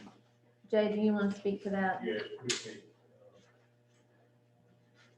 This lady, Miss DeVito, Megan Logan is her name, was referred to help us with the police issues that may or may not transpire. And there, at the present time, there is 2 officers who have retained counsel. And we've been in constant contact in an effort on behalf of the city to work with that attorney in efforts to fix FDL's issues. And there's been been correspondence back and forth that has not always been pleasant, and talking about potential litigation. Right, well, it was my understanding that we all got a letter from an attorney named Scott DuPont, and that he was not addressing FDLE issues, but that there was also an issue about an internal affairs investigation that the city started, but has not been concluded. Mr. Vito, for obvious reasons, that statute specifically provides that investigation is confidential in all respects until it is complete. And it is not, as of tonight, complete. As soon as it is complete or terminates, it will all be made public record. And in my opinion, that letter was ill-conceived, and Mr. DuPont's been so advised. But I don't want to discuss anything having to do with an investigation. Okay, but we can discuss things having to do with lawsuits, and we did all get a copy of the letter. So as far as I know, the letter is public record. It is. It is. Okay. Right, and well, that's an issue for another day, but I do think it's appropriate for us to be advised of potential litigation. So thank you. And I don't mean to step in, it's not my business, No, just to confirm, it is also a criminal violation to even acknowledge an internal affairs investigation is ongoing. So we are not commenting, chairs on whether or not one is, because it's criminal to even acknowledge it. Okay, well, we didn't get any, all I got was a letter from Scott DuPont, and I didn't hear from anybody from the city, so I wasn't told I should All I ask can about say, it. all I can say is, in my opinion, that letter was ill-conceived. Thank you. Okay. So we've got, so Jay has asked for an additional spending authority for $10,000 over and above his $4,000 that he has in his budget. Doesn't necessarily mean he's gonna spend it, so we need a motion and a second.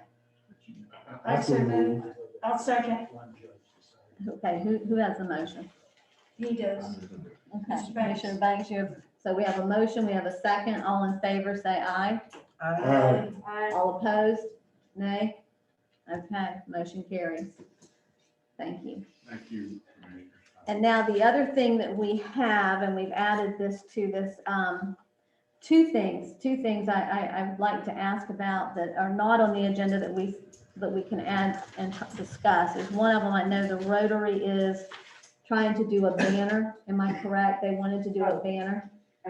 They did, but it was decided it was not cost effective. Thank you very much. Okay. However, they will be selling catfish dinner at Winn-Dixie, April 3rd from 11 to 2. And they really need people to pre-order. So if you would like a catfish dinner ticket, you can ask Brett Peterson, you can ask me. They would appreciate anybody who would like to support the fundraiser to place their order by March 25th. Do you have a flyer or do you have a press release on that?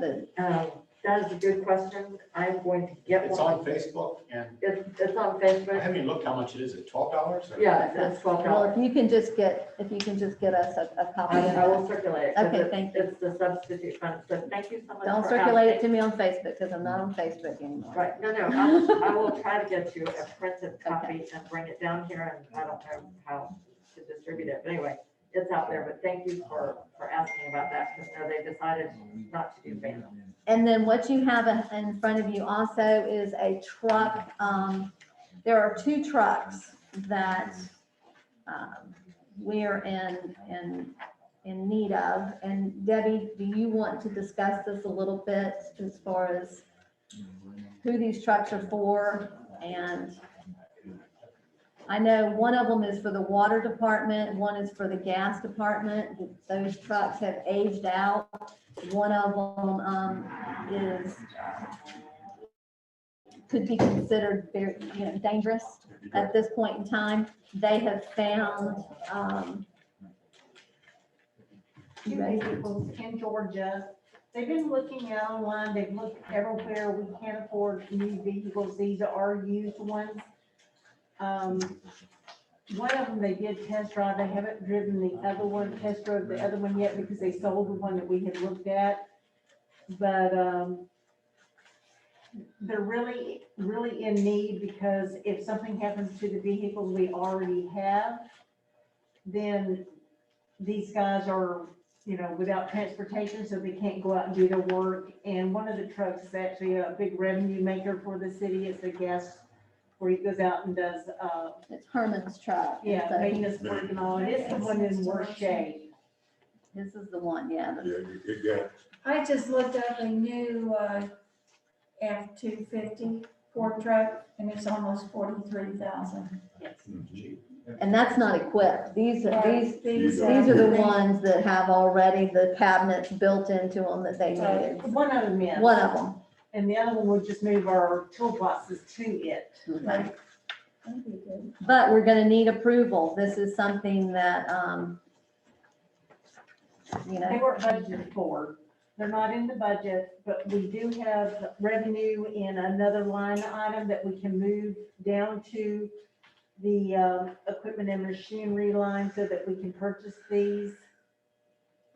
Okay, and so my question about that is, may I, Mayor? mhm. So when you say another line, does it come out of gas and water department? Separately, yes. Okay, so it's not from a different department, it's from gas and water, just from a different line. Correct. And is that gonna leave a shortfall somewhere else later on down the road? Hopefully not, because we won't be repairing. Okay, so you're saying you're taking, you told me about this earlier, but it's not here, you're taking it from repair and putting it into purchase? I'm taking it from, equipment repair and maintenance, and we're Okay. gonna move it down to. I see, I got it, Okay. to equipment and machinery. Got it, here it is, yep, okay, got that. This is something, now we did lose out on one of the trucks, but actually we're getting a much newer truck, paying a little bit more money for it, but we are getting a much newer truck with a lot less mileage on it. So, do you have a question, Commissioner Banks? another question, just to say, man, and this one was a Herman, our gas, will do repairs to the line. I think it's 19 years old, so it's time, we should make that rid of it. And Herman also does, he's the one that goes in, and if you need your hot water heater repaired, you know, he's also the one that does that. So that's why, and he's definitely the revenue. And Did for you? ye- Go ahead. and for years, we've been getting you vehicles. My only question or comment is that the gas the gas company is kind of an entity, enterprise. And it should come out of that enterprise fund. Is it coming out of that enterprise fund? The gas company should be able to stand on its own 2 feet. It is, the gas company's gonna pay for theirs, we're just Okay. moving it from one line item to another, and the water department paid for theirs separately. And you know, I think as we go forward too, commissioners, and I was really surprised by this in looking at the budget, because we have a fleet. I mean, let's face it, we have a fleet, and we're not setting up in our budget, we don't have reserve to replace. And so that's, as we go forward this next budget year, we need to start thinking about that and taking inventory of these trucks and what we're gonna have to do, because otherwise it gets us in this kind of a situation, and this should have been done. This should have been done. Herman's truck has over 300,000 miles on it. Whoa, I'm surprised it's still going. Okay, so we need a motion for approval. I move that, are you gonna, I will. go ahead. Okay, Okay, yes, I move that we approve the proposal for the gas and the water department to move sufficient funds to purchase 2 used trucks from their equipment and repair and maintenance line items to equipment and machinery. okay, I have a motion and a second. All in favor, say aye. Aye. Anyone opposed? Nay. Okay, motion carries. They will be tickled that they get their trucks. Debbie, you gonna be the one to, to let them know? Okay. So as we go through this now for additional reports and comments, Mr. Asbury, do you have any? He had stepped out. He stepped out, okay. City, okay, so let's go to city commission. Do any of the commissioners have any comments? And we still have to talk about Jay, so whenever he's, I have a comment while we were talking about the police fund. My husband is on the police fund board, and he just sent me, we have $1.2 million in the police funds. 1 point, how many? 1.2. 2 million in the police fund? Okay. And I Commissioner. want to take my time and talk about, I think it's time for the Crescent City to look at the salary of our office employees before we lose all of them. I really think we underpaying our employees. In order to keep good qualified people, you got to pay them. It's just as simple as that. So I think we need to, maybe not right now, but before we get too further down the road, maybe when we get the new, With the new city, with the new interim, or the new, yeah. new city manager or the interim, we need to do a salary study. Especially not personnel in the offices. Yeah. In the office. Us. They, to me, they underpaid and overworked. I support that. I support that. That should probably be one of our, first items of business in talking to a new city manager is that, you know, it's important. I mean, it's very important. So, is that your Commissioner Burton? I'm good. You're good? Commissioner DeVito, do you have any comments? Well, actually, I thought of something while we were discussing the city manager search, and it kind of has to do with staff. We don't have much staff here, and when our senior advisor says somebody needs to do something, yeah, I know.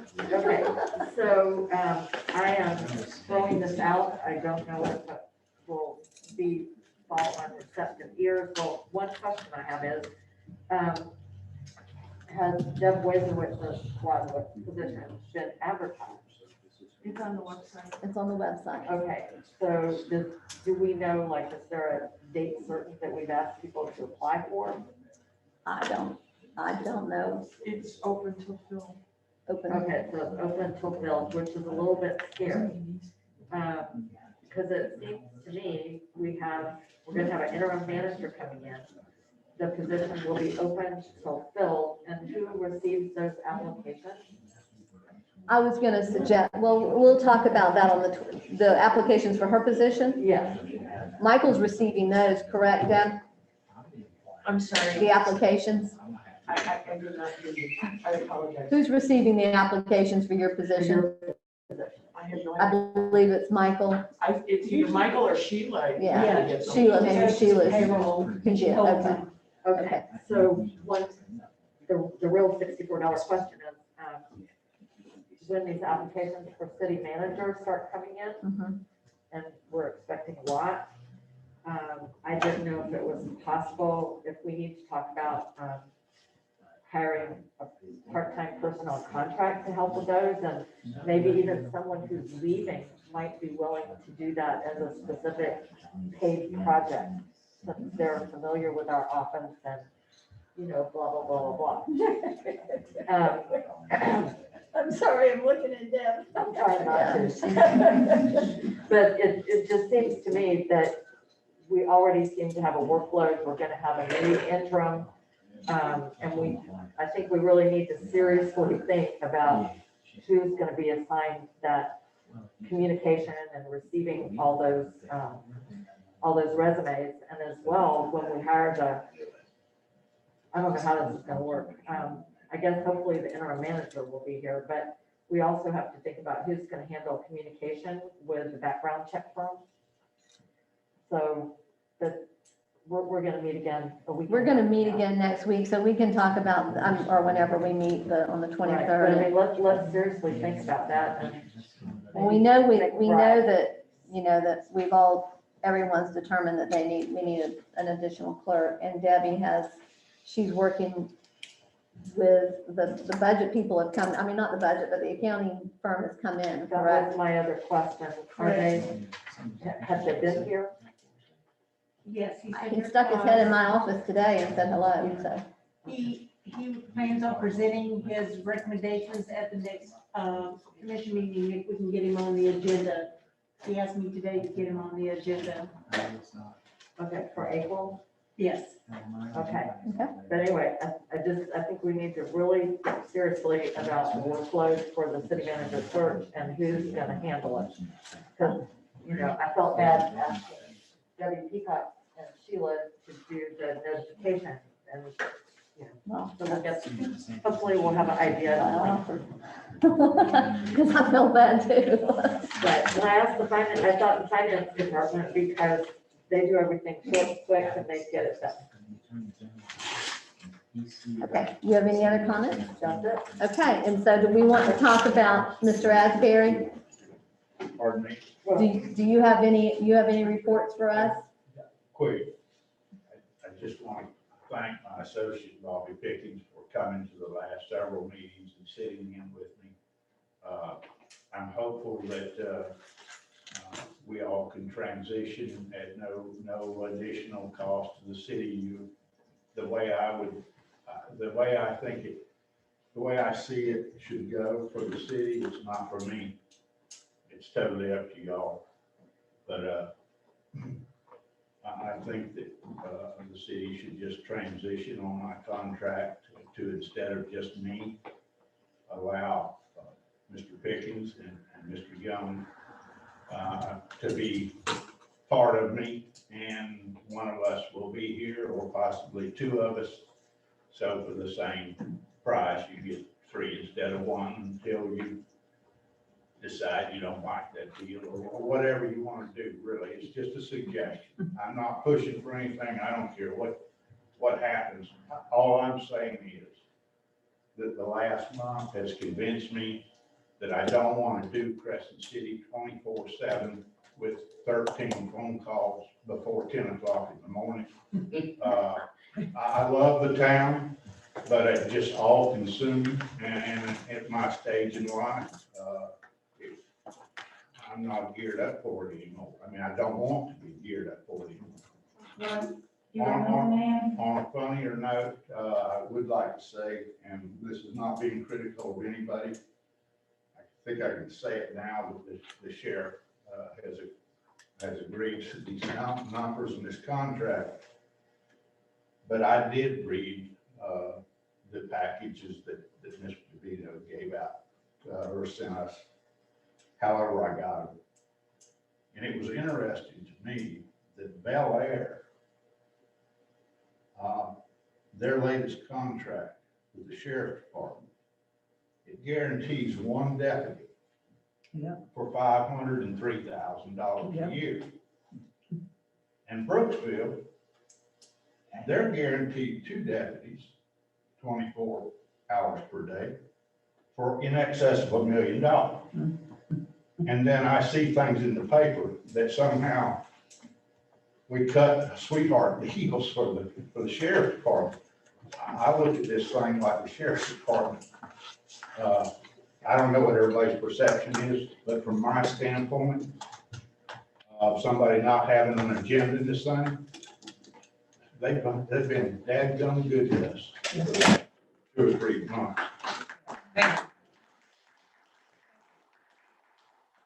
And I don't guess it got nothing to do with Crescent, but I'm just showing you how the sheriff office performed. I went to a ceremony for the funeral on Wednesday. And I didn't know we had so many uniformed sheriff officers.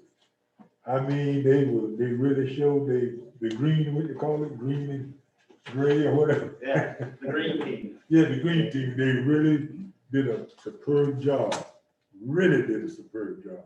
and the traffic control and how they perform. It's like something they practiced for. They was good at it. It was good to see there, Commissioner. I appreciate it. WW was very, I call him WW, was very important to me. He was a mentor of mine in South Putnam in my young days. And I loved him very much and enjoyed very much sitting around telling stories with him. So I think that was a very appropriate send-off. I'm sure you know our first African-American deputy sheriff, a heck of a trailblazer. Just what a great guy. We loved him. And so it was very important to us to send him off appropriately. Y'all showed the color. Yes, sir. Okay, so if we need to talk about, I mean, this is something that Commissioner DeVito asked that we talk about as far as Jay. So go ahead, Commissioner DeVito. Well, I know it is comforting to know that Jay has associates that are willing to step in.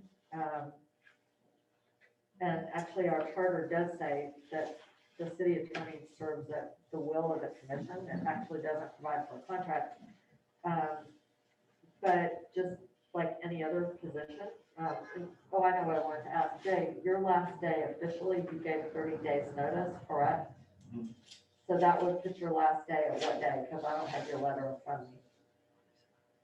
I don't know. And Jay, I believe Jay's going to be a little flexible with that. I hope.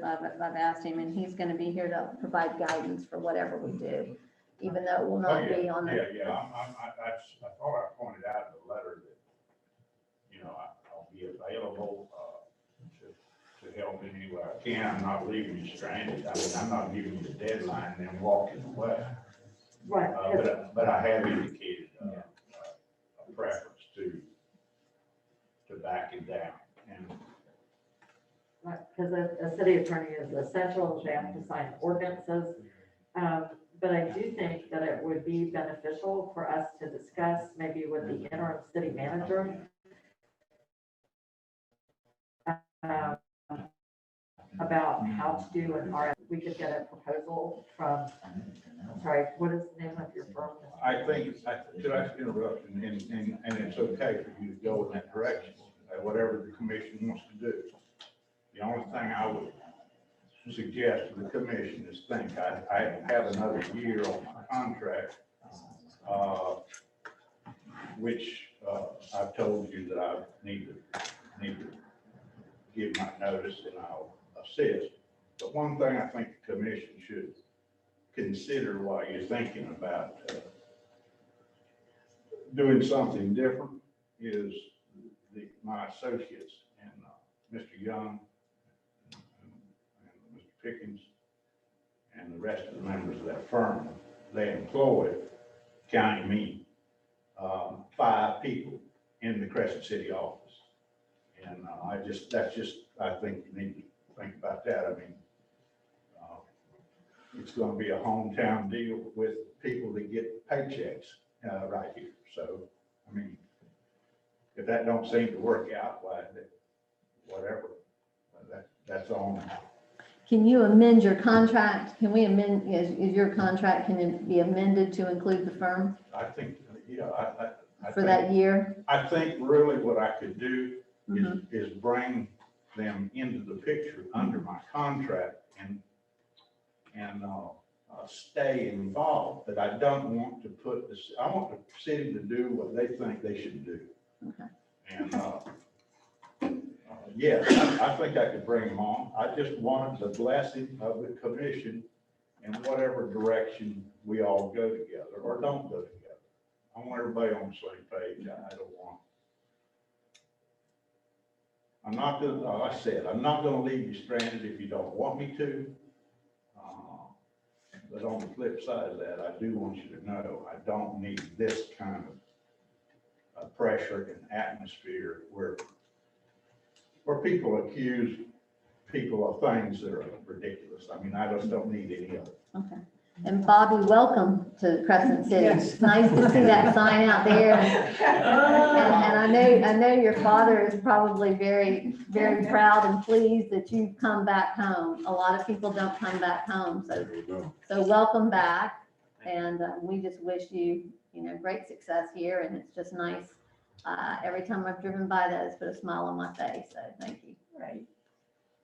So at this time, are we done? Do you have any other comments, Commissioner DeVito? No, I think it's late enough in the hour. I think- Okay, thank I think you. we need to talk about it a little more, but not. This meeting's adjourned at 10:05. Thank you, everyone.